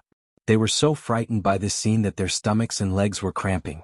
They said while trembling, Sir Messenger. It was the young master who asked us to deliver grapes." Chapter 1266. That orc shook his head. Originally, there were more than 20 stray beasts carrying the grapes over. But for some reason they suddenly screamed and ran off. Gu Mingming chuckled and did not say a word. Thinking about how afraid Wabi was of her, it was not hard to guess why the stray beasts had fled. Gu Mingming scanned the surroundings coldly. Not a single stray beast's aura could be sensed. She then retracted her cold aura and said, "You guys follow me back to Sodor for a rest today. We'll set off for Zacharias tomorrow. Tell Qixin not to let stray beasts deliver grapes in the future." "Yes, great messenger." The orc who had delivered the grapes nodded and went back to pick up the huge stone basins containing the grapes. Elvis signaled with his eyes, and the wild wolves all stepped forward to do the work of carrying the grapes. Carrying the basins of grapes on their backs, they followed Gu Mingming and the rest back. They had come in a threatening manner, but when they returned, it was more like a joyful and relaxed company outing. They did not head back to the tribe but headed in another direction. There was a small stream there, where Elvis had previously brought Gu Mingming to wash her nose. They had almost settled down there. When they arrived at the stream, Elvis and Leah, who had seen Gu Mingming wash the grapes last year, personally went into the water. After all, Fei Rui was not around, so they could not use the 3-wheeled washing machine to wash the grapes. They could only rely on their own hands to wash the grapes. Fortunately, there were enough people following them out, so it saved them a lot of time. Gu Mingming removed her beast skin boots and soaked her feet in the stream. She sat on a rock and kicked the water for fun. Gregory stood beside her, looking down at her from behind. How should he put it? Her coldly commanding the army in Elvis's arms was too eye-catching.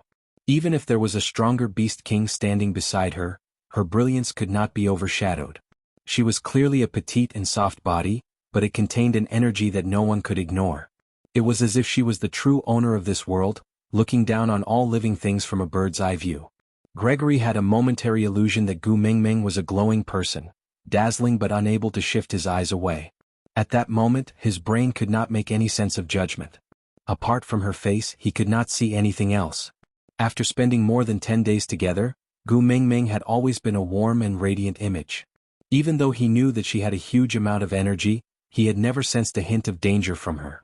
But just now, she just slightly furrowed her brows, and the murderous aura from her whole body shocked the entire 9 regions. It made people shudder with fear, but at the same time, it also made them inexplicably excited. But now, she was kicking the water with her bare feet, smiling like a child. "Grace, do you want some?" Gu Mingming turned around and plucked one grape from the bunch of grapes that Leah had washed for her. She extended her arm and passed it to Gregory, who was standing behind her. She turned around and realized that he was in a daze. She could not help but smile and say, "Hey, you came back to your senses." Gregory cleared his throat awkwardly and turned his face to the side, but he could not shift his gaze away from Gu Mingming's smiling face. He took the grapes from her hands and said with a hoarse voice, Thank you." "You're welcome." Gu Mingming did not say anything else. She turned around and continued eating her grapes, completely not bothered by Gregory's distracted state just now. Gregory placed the grape into his mouth and licked it lightly. The juice flowed everywhere, filling his mouth with a fragrant sweetness. Chapter 1267. After washing the grapes, Elvis asked someone to send the grapes back to the stone castle, while he handed Gu Mingming over to Leah. He went to the forest to find a tree suitable for making wooden barrels to store wine. Leah smiled the entire time, ignoring Gregory's gaze that was glued to Gu Mingming. He was not jealous at all, as if he did not care at all. The stone castle was the residence of the two beast kings and the ninth highness, so outsiders were not allowed to enter. So after washing the grapes, other than those who helped to carry the grapes, the rest of the tribesmen returned to their own homes. Only Gu Mingming, Leah, Gregory, Oriton and Sandy's family were left in the stone castle. Gu Mingming divided the grapes into two big basins, one for Sandy to bring back to eat, while asking Leah to keep the other for them to eat. Then she placed the remaining grapes in the stone basin, and called the little snakes over to grind the fruits into mud like last year. Sandy was intrigued and chased after Gu Mingming with questions, while Gu Mingming answered all of them patiently. It was only when Elvis returned with his men carrying the newly made wooden pail and the temporarily sealed stone basin's lid that Sandy could finally relax. She tugged at Gu Mingming and said, the way that fellow looked at you was not quite right." Gu Mingming looked over and Gregory immediately averted her gaze. He turned his head stiffly and looked a little suspicious, but Gu Mingming did not think too much about it. After all, he had made it clear from the start that he did not fancy her, so he would not slap her in the face like this, right? Sandy saw that Gu Mingming was not paying attention and tooted. She poked Leah again and said, that Birdman is powerful and has a unique look. He is on a different path from you and Elvis. If Gu Mingming accepts him, you might fall out of favor." Leah just smiled and said nonchalantly, "What else can I do? My Gu Mingming is so outstanding, everyone will definitely love her. If I guard against everyone, then I will be filled with love rivals." Sandy raised her eyebrows, thinking to herself, did Lee's brain get squeezed through a door? Why did he suddenly change his mind? Wasn't it time to use her as a love rival to scare her? What did he say the last time? He wanted her to thank him for not being a male, or else he would definitely kill her to prevent her from fighting with him for love. Why are you pretending to be generous now? Leah seemed to have seen through Sandy's thoughts and added, "Moreover, Gregory will only stay here for a month. After a month he will return to the Mota Mountains. Even if he mates with Meng Meng now, they can only be lovers for about 10 days. As for me, as long as Meng Meng is happy, I can endure anything. So, if Meng Meng wants to accept him, I can endure it for about 10 days. Grace clenched his fists at Leia's words. His chest felt stifled and uncomfortable, but he couldn't tell the reason. He would leave in 10 days. This was something he had set himself. He was the leader of the vulture race. He had come down to fulfill the marriage agreement, but the heart of the desert was now in the hands of a male. This marriage agreement could not be fulfilled, so he had no reason to stay. He had to return to the Mota Mountains to continue protecting the vulture tribe's sacred grounds. He probably wouldn't come down from the mountain ever again. So, I won't be able to see her after 10 days? She was so bright and beautiful. She was so decisive. 10 days later, would they never see each other again? What was up with this uncomfortable feeling all over his body? Grace's brows were tightly knitted together. He couldn't explain the strange feeling in his body. Perhaps he had left the mountain for too long and was not used to it. 10 days. He would return after 10 days. Chapter 1268. Gregory. Gu Mingming smiled and said, "Don't listen to Lee's nonsense, they are just joking." Gu Mingming thought that Gregory's expression was not good because Leah had gone overboard with his joke. After all, to the males in the beast world, mating was a sacred thing and should not be used as a joke. Gregory's face was expressionless, but his eyes dimmed. He nodded and said, "I know. Alright, what is the bird you brought back previously? The one with beautiful feathers." Gu Mingming changed the topic to avoid awkwardness. Gregory thought for a while and said, "Melody?" Gu Mingming nodded furiously and said, Yes, that's it. Is it hard to catch that bird?" Gregory shook his head and said, "Not hard. It was just that the habitat of that bird was rather far away and they happened to pass by this area when they were migrating previously, so Gregory caught 2 for Gu Mingming to try." "Then can you catch a few more? I like the feathers of that bird and want to make a fan with feathers. It would definitely look really good." Gu Mingming had been thinking about it for a few days. She had tidied up the feathers of the 2 Melody previously, but it was not enough to make a big fan with feathers. Gregory nodded and said, "All right. To catch a melody, Gregory would need to fly at full speed for half a day without stopping. A round trip would take an entire day. If he could catch two at once, he would need to make a few rounds to catch enough for her to make a fan. That was good too, he would not have to keep looking at her when he helped her catch a melody. Perhaps he would not feel so strange if he looked at her less. With that, Gregory spread his wings and flew away. Gu Mingming stood at the same spot and reached out her hand to Air Kong. Her sentence, "Go after eating?" turned into a mumble. She shook her head helplessly and said, "He's still an impatient person. Forget it, Gregory is so powerful, he won't let himself be hungry." Gu Mingming didn't think too much about it and just turned around to play with Sandy. She said that when the feather fans were ready, they would each have one so that they could use the fans to fan themselves during the hot rainy season and dry season. There was no need to use the elephant ear leaves anymore. Leah looked at Gregory, who had flown far away, with a faint smile on his lips. Meanwhile, Gregory, who was soaring in the sky, kept replaying Lee's unintentional joke in his mind. Even if they mated now, they could only be a loving couple for 10 days. This sentence was like a spell, lingering in Grace's mind endlessly. Distraught, he rushed into the Melodi's resting place and easily grabbed two Melody with his claws that were as sharp and hard as steel. After circling around, he flew back towards Sauter like an arrow released from a bow. When he came back, it was already noon the next day. Gu Mingming was taking an afternoon nap and Gregory had mixed feelings about not seeing her. He didn't know why he seemed to be afraid to see her. When he heard that she was taking a nap, he was relieved, but the sense of loss came one after another, overwhelming him. Chapter 1269. 9 days. Gregory's heart stopped for a moment, as if something sharp had pierced his heart. The pain made it hard for him to breathe and he frowned instinctively. Without saying a word, he spread his wings and flew towards the habitat of the Melody. During the flight, he was in a state of absent-mindedness, flying based on his instincts. His mind kept replaying the countdown that Leah had accidentally mentioned. 9 days, there were only 9 days left. Could that feather fan be completed? If only it could, she was so looking forward to it. What expression would she have when it was completed? Would that pair of clear eyes be sparkling? Would she smile like a child? If he was the one who caught all the Melody for her, then her smile, would a part of it belong to him? With that thought in mind, Gregory returned to the stone castle of Sauter on the morning of the 8th day of the countdown. He ignored the fact that he had repeatedly broken his flight limit to fly back.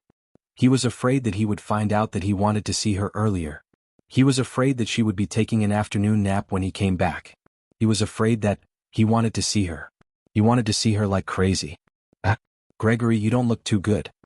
Gu Mingming looked at Gregory, who was carrying two Melody in his hands, and was a little confused. "I haven't seen you for 2 days, where did you go?" Gu Mingming still did not know that the Melody was very far away. Gregory would need to fly for a day and a night to catch these two birds. Nothing much. Gregory handed Melody over to Leah and subconsciously walked to the water bucket to look at himself in the water. His complexion was really terrible. The vultures were not weak birds, it was normal for them to not sleep for a few days and nights. But he had only flown for 2 days and he was already so haggard. The problem was not the lack of rest or food. The anxiety and uneasiness in his heart was the real culprit. "I'll leave first." No matter what, Gregory still did not want Gu Mingming to see him in such a pathetic state. Since you're already here, let's have a meal together." Gu Mingming called out to Gregory. Gregory pursed his lips. He felt as if he was fighting with himself. He longed to look at her one more time, but he was afraid that his current sorry state would ruin his image in her heart, so he hesitated and didn't move forward. Leah pushed Gregory lightly and said, "Oriton always eats with us every time he brings back prey. If you don't eat, we won't dare to accept your Melody in the future. It'll look like we're taking advantage of you." "All right." Gregory lowered his head, a hint of loneliness flashed across his eyes. He was no different from Oriton.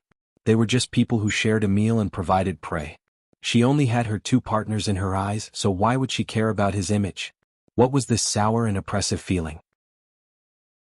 They had clearly said that they didn't like each other when they first met. She carried out her words, but what about him? When did it start to waver?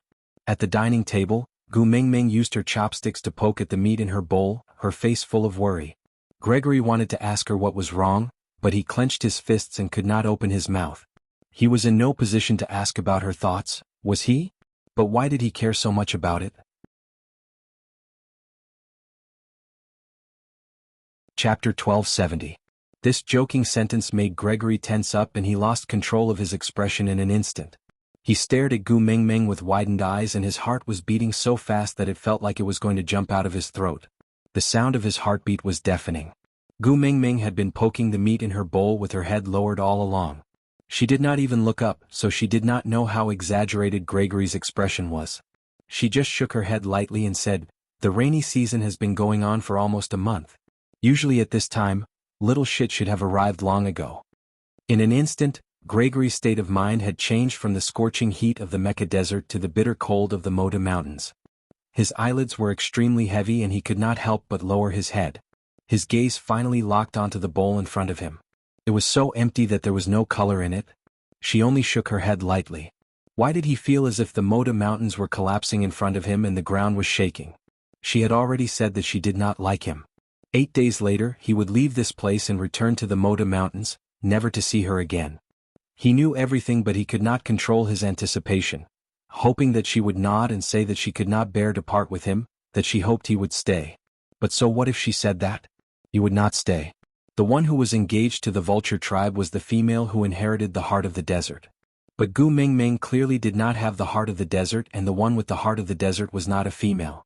Wasn't he destined to be alone for the rest of his life? Since that was the case, it was a better outcome for her not to like him. His uncontrollable heart must have been because he had been down the mountain for too long. The climate here was different from the top of the mountain. It was all right. They would return to the Moda Mountains in 8 days. By then, without Gu Mingming, his life would return to its previous peacefulness. But how did he survive on the Moda Mountains in the past?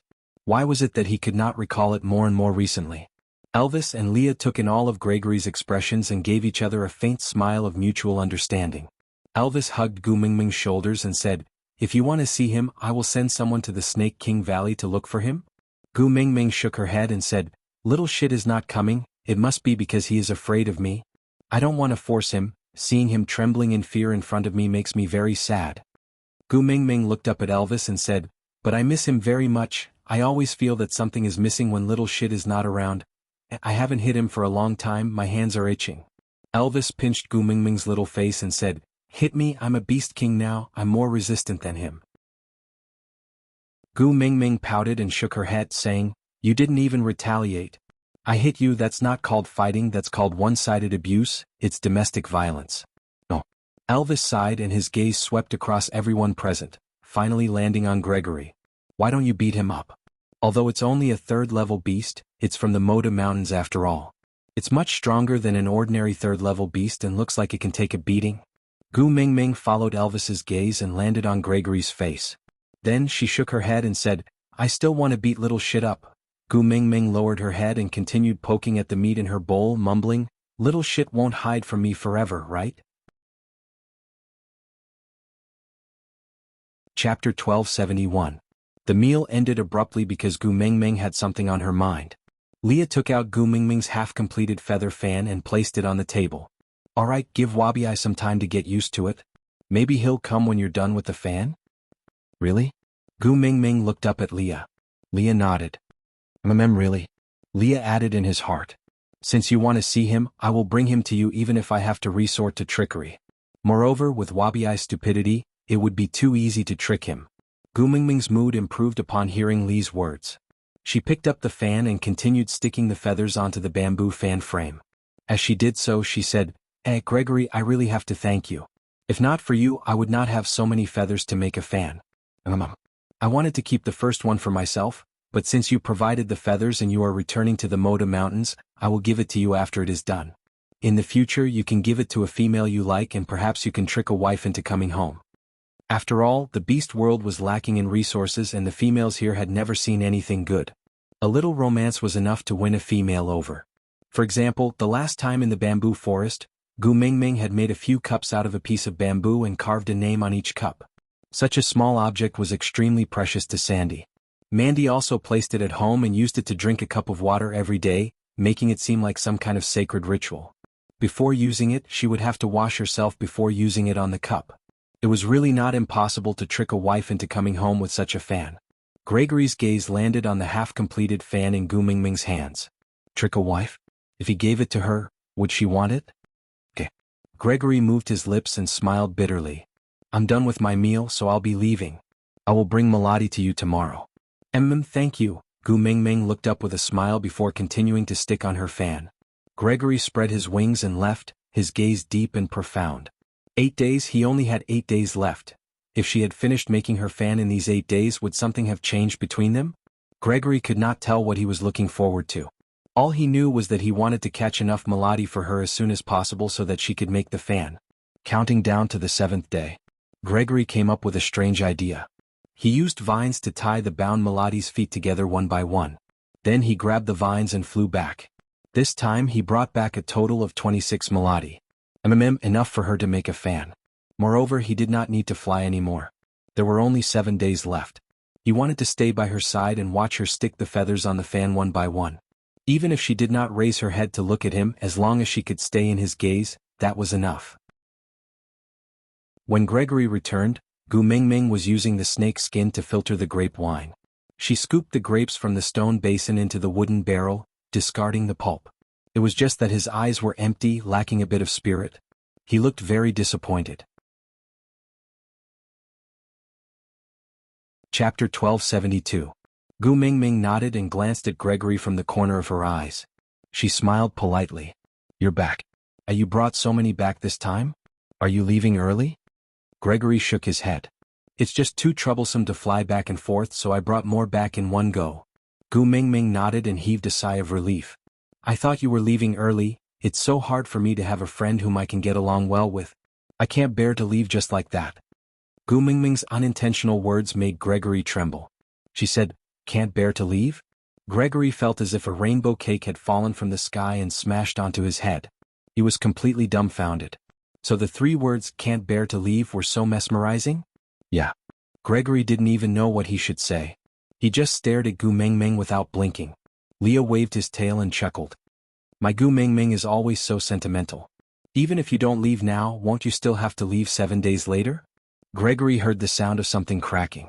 He clenched his fists instinctively. His throat felt as if it was being strangled and he couldn't make a sound. Gu Mingming sighed involuntarily. She was filled with regret. She liked I Apartment and My Own Swordsman because these 2 dramas had a common characteristic. That was, lovers were by her side and friends were opposite. Every day was joyous and the people she liked would gather together. But her friends were scattered all over the beast world. St. Nazir's Barit, Ian and the 16 valued females, Sauter's Hutta, Jiaoyu and Sandy's family, Zacharias Chishin, Kanwu, Natalie and Peter's family, Snake King Valley's little shit. Why couldn't they all gather together?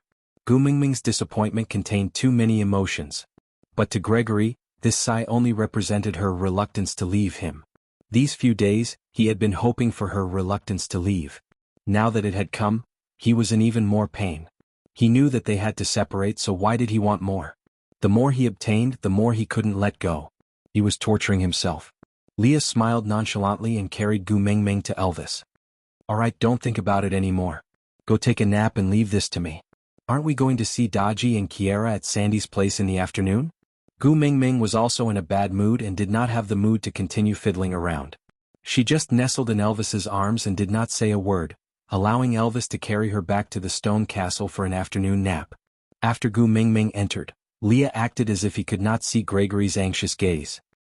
He just looked at Oriton and said, Oriton, make a trip to the Snake King Valley and tell Wabiai Gu Mingming is in trouble. And then? Oriton asked. Leah chuckled. There's no more after that. After saying these 4 words, I'm afraid you can't even catch up to Wabiai's shadow. Oriton was expressionless. Leah waved his tail and said, I will grill fish for you when we return.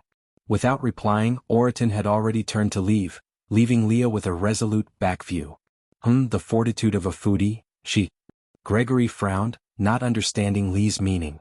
Although Gu Mingming did not seem to be in good condition, she did not look like she was in trouble. Chapter 1273. Gregory's heart skipped a beat. That's right, even though he knew she was powerful and had a Wolf King partner protecting her, and even saw her safe and sound with his own eyes, he still couldn't help but worry about her when he heard the words Mingming is in trouble. Was there something he hadn't realized? What kind of trouble had she gotten herself into? There was even a moment when Gregory suddenly rejoiced in his heart. If she was really in trouble, wouldn't he have a good excuse to postpone the 1-month appointment? He wanted to stay by her side not just for 7 days. This thought made Gregory's heart flutter. The muddle-headed state he had been in for the past few days started to clear up. All the strangeness and discomfort he felt had the most logical explanation. What difference in air pressure, difference in environment? He clearly had fallen for that little female and didn't want to leave. The person he had wanted to get rid of as soon as he saw her as an eyesore had now become a precious treasure that he couldn't bear to let go of even for a second. After understanding his own thoughts, Gregory didn't feel the slightest bit relieved.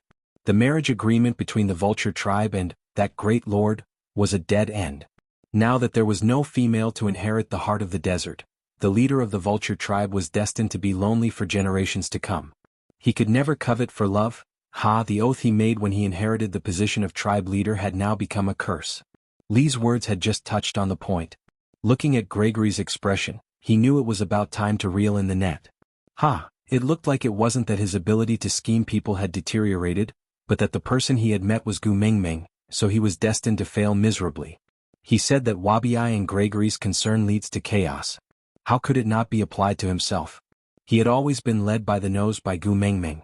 Once she frowned, he couldn't do anything about it, but in this world, Gu Mingming was probably the only person he couldn't scheme against.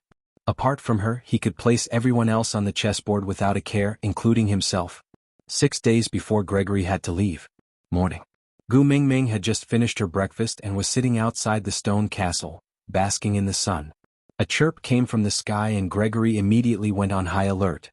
He turned his head with a sharp gaze and went into a defensive state. There was no other reason other than that all the birds were on the Moda Mountains. Anyone who left was an enemy and it would be a life-and-death battle. A huge pair of wings circled in the sky and landed steadily beside Gu Mingming. It was none other than Ian. He waved at Gu Mingming indifferently as if he did not see Gregory. Just as he was about to walk towards Gu Mingming, Gregory launched a fierce attack at him without any explanation. Ian was also a 3rd-level orc. Although he had mated with Mandy, he had not broken through to 3rd level and still needed to accumulate some battle experience. On the other hand, Gregory was an orc who had been at the peak of 3rd level for a long time. In addition, the vultures had always lived on the mountain top of the Moda Mountains with the harshest weather. They had been tempered by nature, so their abilities were much stronger than orcs of the same level. Even though Ian was prepared for this attack, he was only able to avoid being hit in his vitals. A bloody wound spread from his collarbone all the way to his shoulder. The wound was so deep that his bones could be seen. It was a terrifying sight. Chapter 1274. With one question, the distance between them was immediately revealed. Gu Mingming had the powers of a beast king. No matter how restricted her body was, it was not something a 3rd-level orc could withstand. Because it was the truth, Gu Mingming was worried that Ian did not hold back and this push caused Gregory to be seriously injured. His throat was filled with blood but he gritted his teeth to prevent any blood from leaking out. He forcefully swallowed the mouthful of blood back down. Clean up the family. Gregory gritted his teeth. Gu Mingming was still on guard against Gregory. She glared at him and prepared to retaliate. She tilted her head slightly and said, "Leah, treat Ian's injuries." Yeah. Leah pulled Ian over and pressed him onto the stone bench. He then retrieved a fishbone needle and a suture made from intestines from the stone castle and started stitching up Ian's wounds. Although Ian always looked sickly, he was still the former leader of the Eagle Owl tribe. He had his own pride. When Leah threaded the needle through his flesh, he was sweating from the pain but did not make a sound. He just clenched his fists tightly and said, "I was the one who gave the order to leave Moda Mountains. I was also the one who betrayed the oath. The Eagle Owl clansmen were merely obeying the orders of me, the clan leader. This time I deserve it. If it's not enough, you can come at me. Come at me, my ass." Gu Mingming did not even turn back. She kept her guard up against Gregory and said, "The Eagle Owl tribe has submitted to Saint Nazir. They're all my people now. If you want to touch them, you have to ask for my permission first." Gregory felt that the mouthful of blood he had just swallowed must have been boiling lava. Otherwise, why would he feel a burning pain from his throat to his chest, as if he had been drenched in boiling oil? By right, he should have replied to Gu Mingming arrogantly, "This is the family matters of the birds. You have no right to interfere." If Gu Mingming had insisted on stopping him, then he should have attacked Ian continuously before he breathed his last until he died. But the words that were stuck in his throat were, "He's your man, then what about me?" What am I? He could not bring himself to ask because he knew he was asking to be humiliated. But the left side of his chest felt as if his heart was being rubbed against a hot pan without oil. It hurt so much that he didn't know what to do. Gregory's eyes were instantly filled with blood, but he could not shift his gaze away from Gu Mingming's face. His throat was choked by the question he wanted to ask but could not ask. Even breathing was extremely strenuous for him. Leah was already very familiar with dealing with this level of external injuries and his techniques were extremely proficient. While Gregory and Gu Mingming were staring at each other, he had already stitched up Ian's wound. After washing his hands, he wrapped his arms around Gu Mingming's waist and grinned. Aya, why are you so angry? Why couldn't they just talk things out? Why did they have to resort to violence? Besides, your males are still alive. Since when did you have the chance to beat people up? Go back and sit down, I'll take care of it. Gu Mingming took 2 steps back before returning to sit beside Ian. Looking at the wound that Leah had stitched up, she felt upset and said, we just made it and we're already disfigured. I don't know how Mandy will blame me later. Ian did not appreciate her kindness. He snorted and said, disfigured what? I'm a male. This small wound will heal by tomorrow. There won't be any scars left. Chapter 1275. He wanted to say, don't worry about it, but the blood in his throat was still bubbling and he could not open his mouth. He did not know what he was holding on for, but he just did not want Gu Mingming to see him vomiting blood.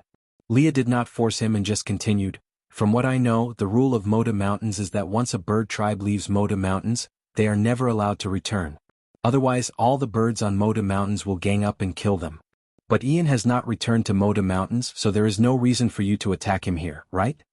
Gregory was very clear that if he insisted on attacking Ian now, it would mean that he had broken off all ties with Gu Mingming. Gu Mingming's attitude was very clear. She wanted to protect the Eagle Owl tribe and Ian. Just thinking about her guarded gaze just now, Gregory's heart was torn apart. For some strange reason, he nodded his head and admitted Lee's verbal game. This was his greed. He did not want to become Gu Mingming's enemy. At least in these last 6 days, he wanted to cherish every frown and smile of hers. Leah admired Gregory's adaptability and smiled. But the Eagle Owl tribe is indeed the traitor of Moda Mountains. It is not wrong for Ian to suffer this blow. Moreover, he is a male. Fighting and killing is very normal, don't you think so? Leader Gregory. Gregory nodded his head with difficulty. His gaze landed on Gu Mingming's face. Seeing that her expression had cleared up, the tightness in his chest could finally be released. Leah patted Gregory's back nonchalantly as if to comfort him. In the end, the mouthful of blood in Gregory's mouth was spat out by Leah just like that. Aya, why did you vomit blood? Leah exclaimed in surprise. He then hurriedly pulled Gregory to sit at the side of the stone table, diagonally opposite Gu Mingming. He took out a clean beast skin for Gregory to wipe the corners of his mouth and said in a seemingly reproachful but yet helpless and doting tone, Gu Mingming, aren't you being too heavy-handed? It's just 2 males fighting. It's fine if you side with them but you still want to kill them? Gu Mingming was a little dumbfounded when she saw Gregory vomiting blood. She was too anxious just now and did not hold back her strength. She seemed to have pushed him quite hard. Clearing her throat, Gu Mingming stood up and walked to Gregory's side. She took the beast's skin from his hands and helped him wipe the corners of his mouth.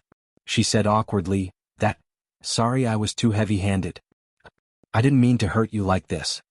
You don't have to apologize. It's my fault. These words did not sound gentle at all, but this was the most tactful way Gregory could think of to say, don't blame yourself, I'm fine, don't worry. Gu Mingming knew that she was not a person with a low EQ, but Gregory's words were too tactful. No matter how she listened, it sounded like Gu Mingming was using her power to bully others. Yes, his skills were inferior. In the entire beast world, there was only one Elvis who was as skilled as Gu Mingming. Other than Elvis, everyone else was inferior in front of Gu Mingming. But Leah was right. Outsiders should not interfere in a battle between males. Moreover, Ian was indeed the traitor of the Moda Mountains. As the leader of the Moda Mountains, Gregory did have the right to get rid of him. She was too rash in this matter, but she could not stand by and watch Ian get killed just like that. Chapter 1276. All right. Gregory replied with a bitter smile. All he could think of was the phrase, a blessing in disguise. Gu Mingming added, but let me say this first. If Ian doesn't return to Moda Mountains, you cannot attack him anymore. If there's a next time, I will still beat you up. Gregory did not say anything, but Ian snorted coldly. I can settle my own matters myself. Do I need you to show off? You can't even beat him. Why are you acting like you're 13 points? Gu Mingming turned around and scolded him without holding back. Ian originally had the look of a sickly crown prince. Now that he was injured, his face turned even paler and he looked like he was about to die. He clearly had handsome features, but he put on a look of disdain in front of Gu Mingming. He said, "It's better to be beaten to death than to let a female stand up for me. Tieske, when will you get rid of your bad habit of being a busybody?"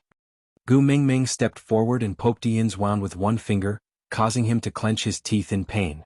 However, Gu Mingming raised her brows and said, "Stupid bird man who doesn't know what's good for him, I really don't know what Mandy sees in you.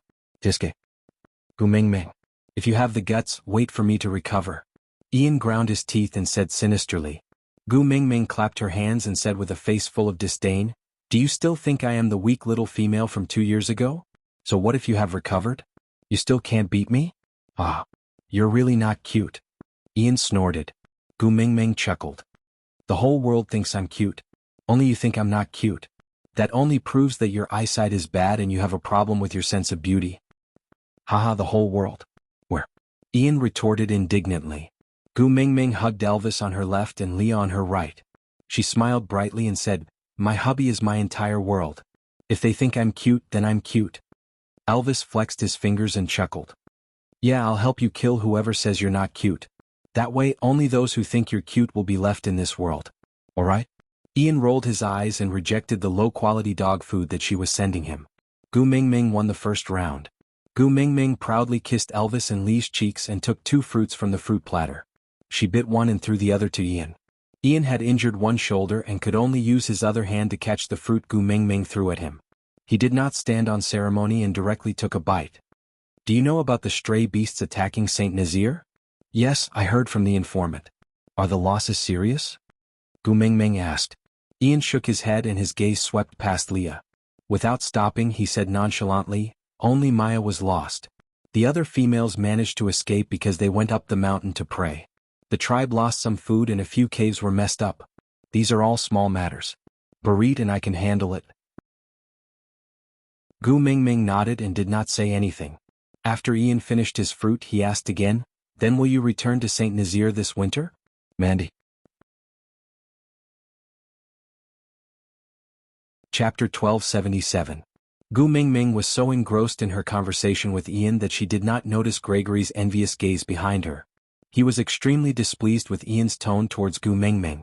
This displeasure was even greater than the displeasure he felt towards Moda Mountains when he broke his oath. Wanting to kill him because of the oath was his duty, but wanting to kill him because of his attitude towards Gu Mingming was a roar in his heart. When he saw the present, his anger had already subsided, and all that was left was loneliness. Ian and Gu Mingming were obviously not partners. They both had their own partners and did not spend much time together. But from the moment they met, they were not at all distant. This was the first time Gregory saw Gu Mingming baring her fangs and brandishing her claws. In his impression, other than that time when she went out to pick grapes from the tribe, she was always warm to everyone else. However, Ian seemed to be very special. The way they interacted with each other was very different. Even though it was all sharp words, there was no anger. No matter how sharp their words were, when she had a delicious fruit, she would subconsciously throw one to Ian, and Ian would catch it without any hesitation and eat it. They could even switch from fighting to normal mode in an instant, and then from normal mode back to mutual attack mode.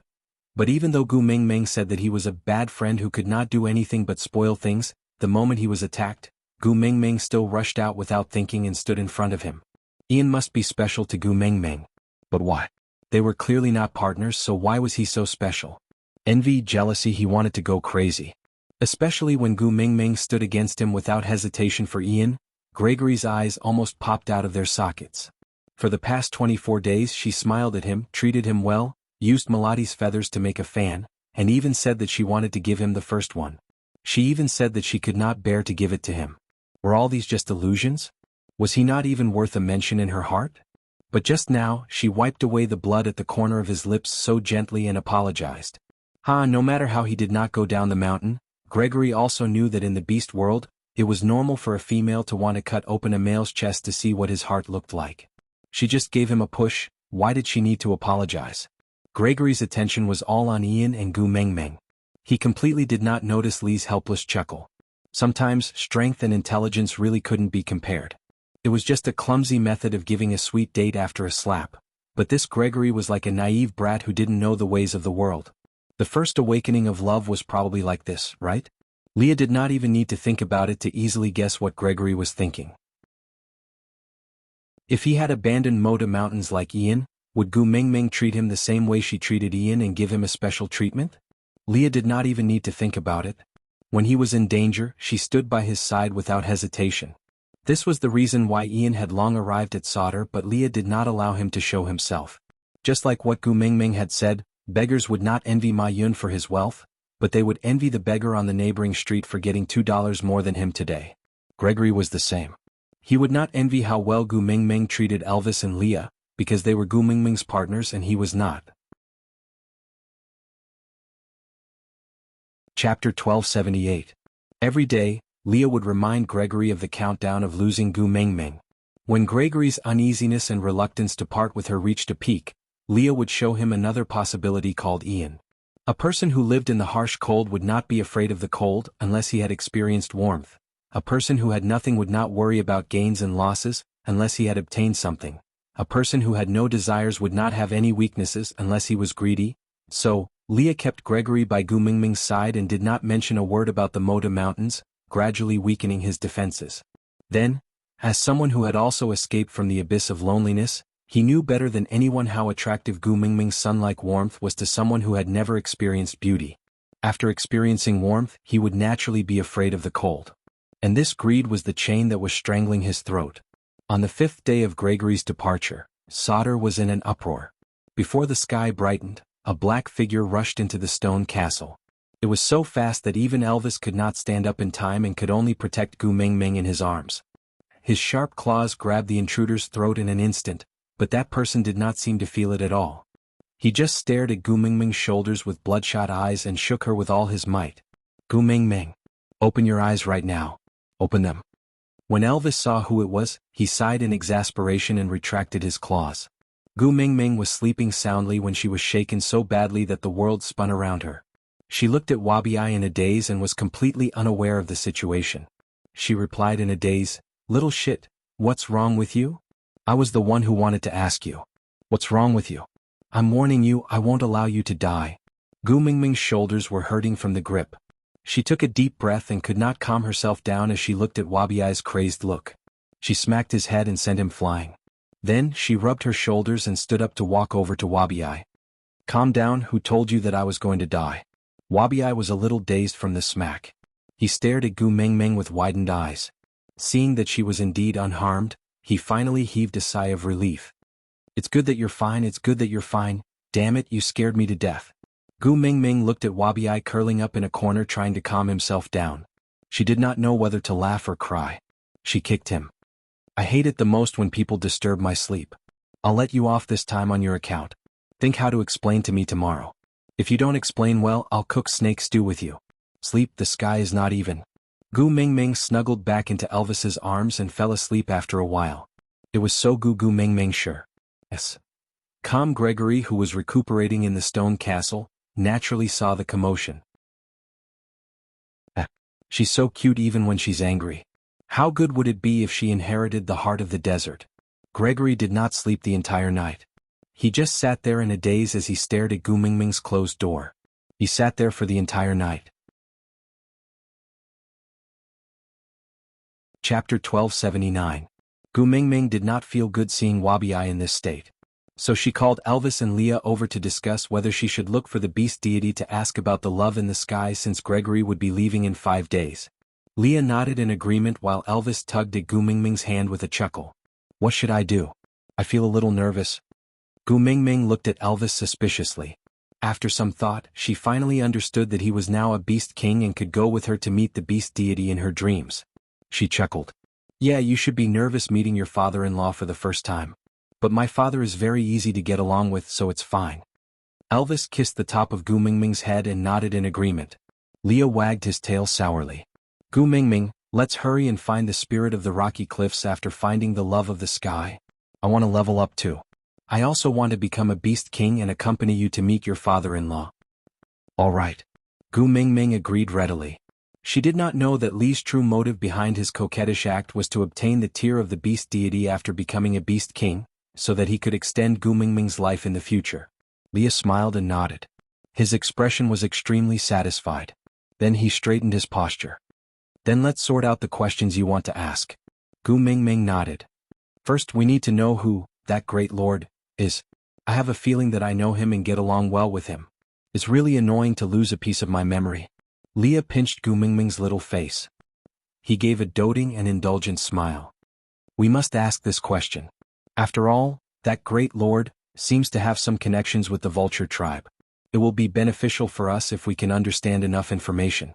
Also, Leah hesitated for a moment before telling Gu Mingming about how he had schemed against Gregory.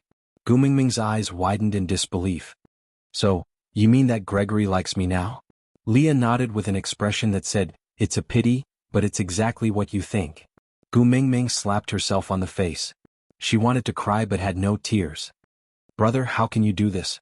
It's too despicable to make use of other people's feelings. I feel like I'm a scumbag. Leah pulled down Gu Mingming's little hand and held it in his palm. He said cautiously, I didn't tell you beforehand because I didn't want you to become an accomplice. You didn't do anything to him, did you? So, the person who schemed against him and used him was me. It had nothing to do with you. Besides, I'm using people's hearts, not their emotions. Gu Mingming pouted, her face full of grievance. Leah said, I allowed him to get close to you but I did not force him to like you. He was the one who couldn't control his own heart and couldn't extricate himself. To a certain extent, this situation was his own choice and I merely foresaw this outcome. He willingly fell into depravity, using his feelings as the price to allow himself to be captured in exchange for greed. And it just so happens that I need this greed, that's all. Gu Mingming frowned. Speak human language. Chapter 1280.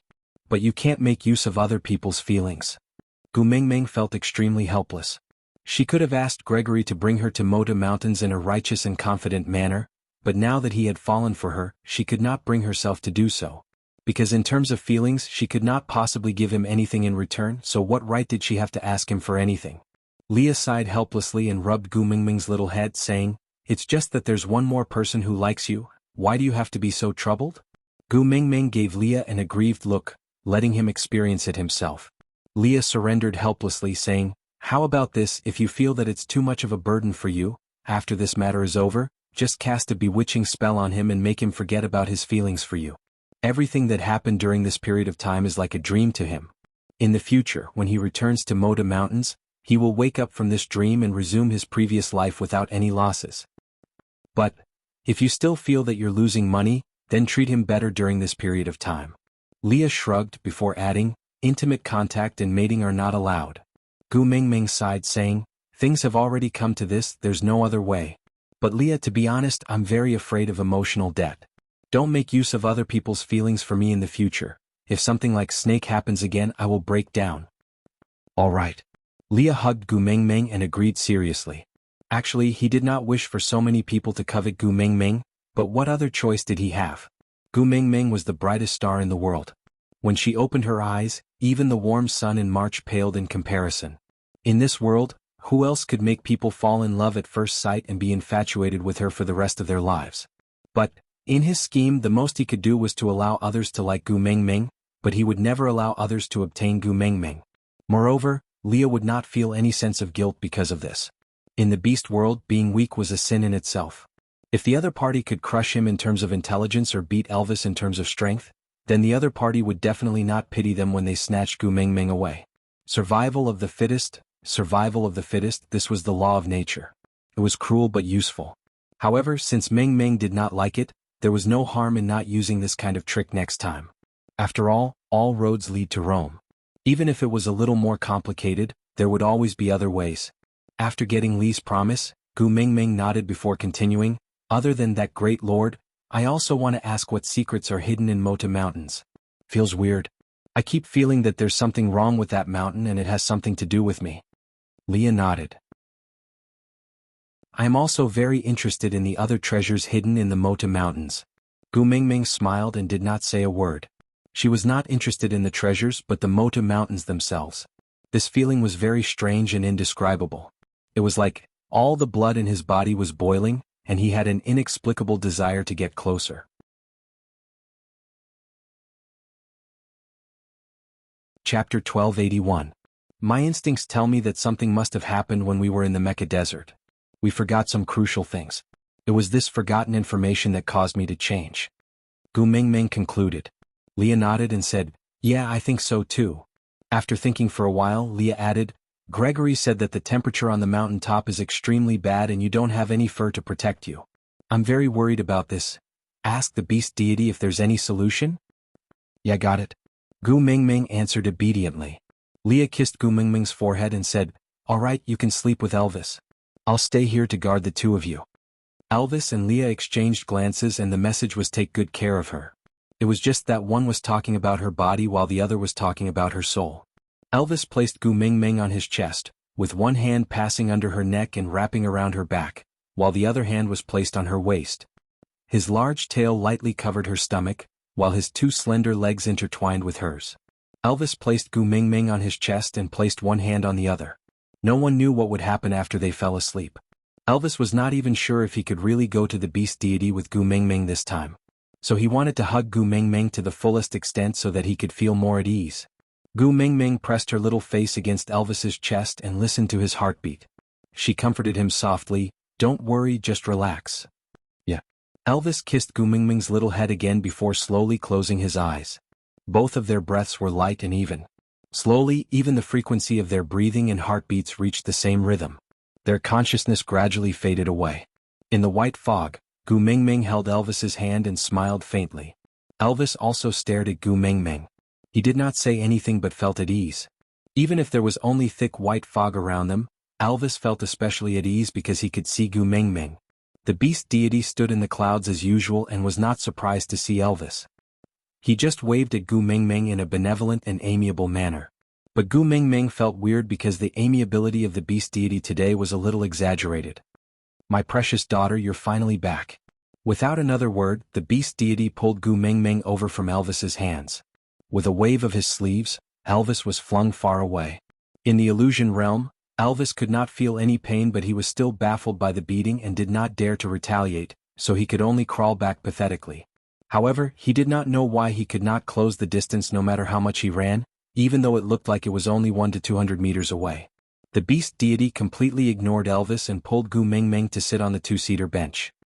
He looked at Gu Mingming with a sorrowful expression. "Oh, my precious daughter has really suffered a lot. Look at how tanned your skin is and how rough your hands have become. Ayaya, why are you frowning? Did your partner not take good care of you? Don't be afraid. Tell me what you've been through. I'll help you." Gu Mingming looked at the beast deity with a face full of black lines. She totally did not understand what he was trying to do. She glanced at Elvis, who was still running towards them with all his might but could not get any closer. She then turned her gaze back and said, "Father, did you take the wrong medicine?"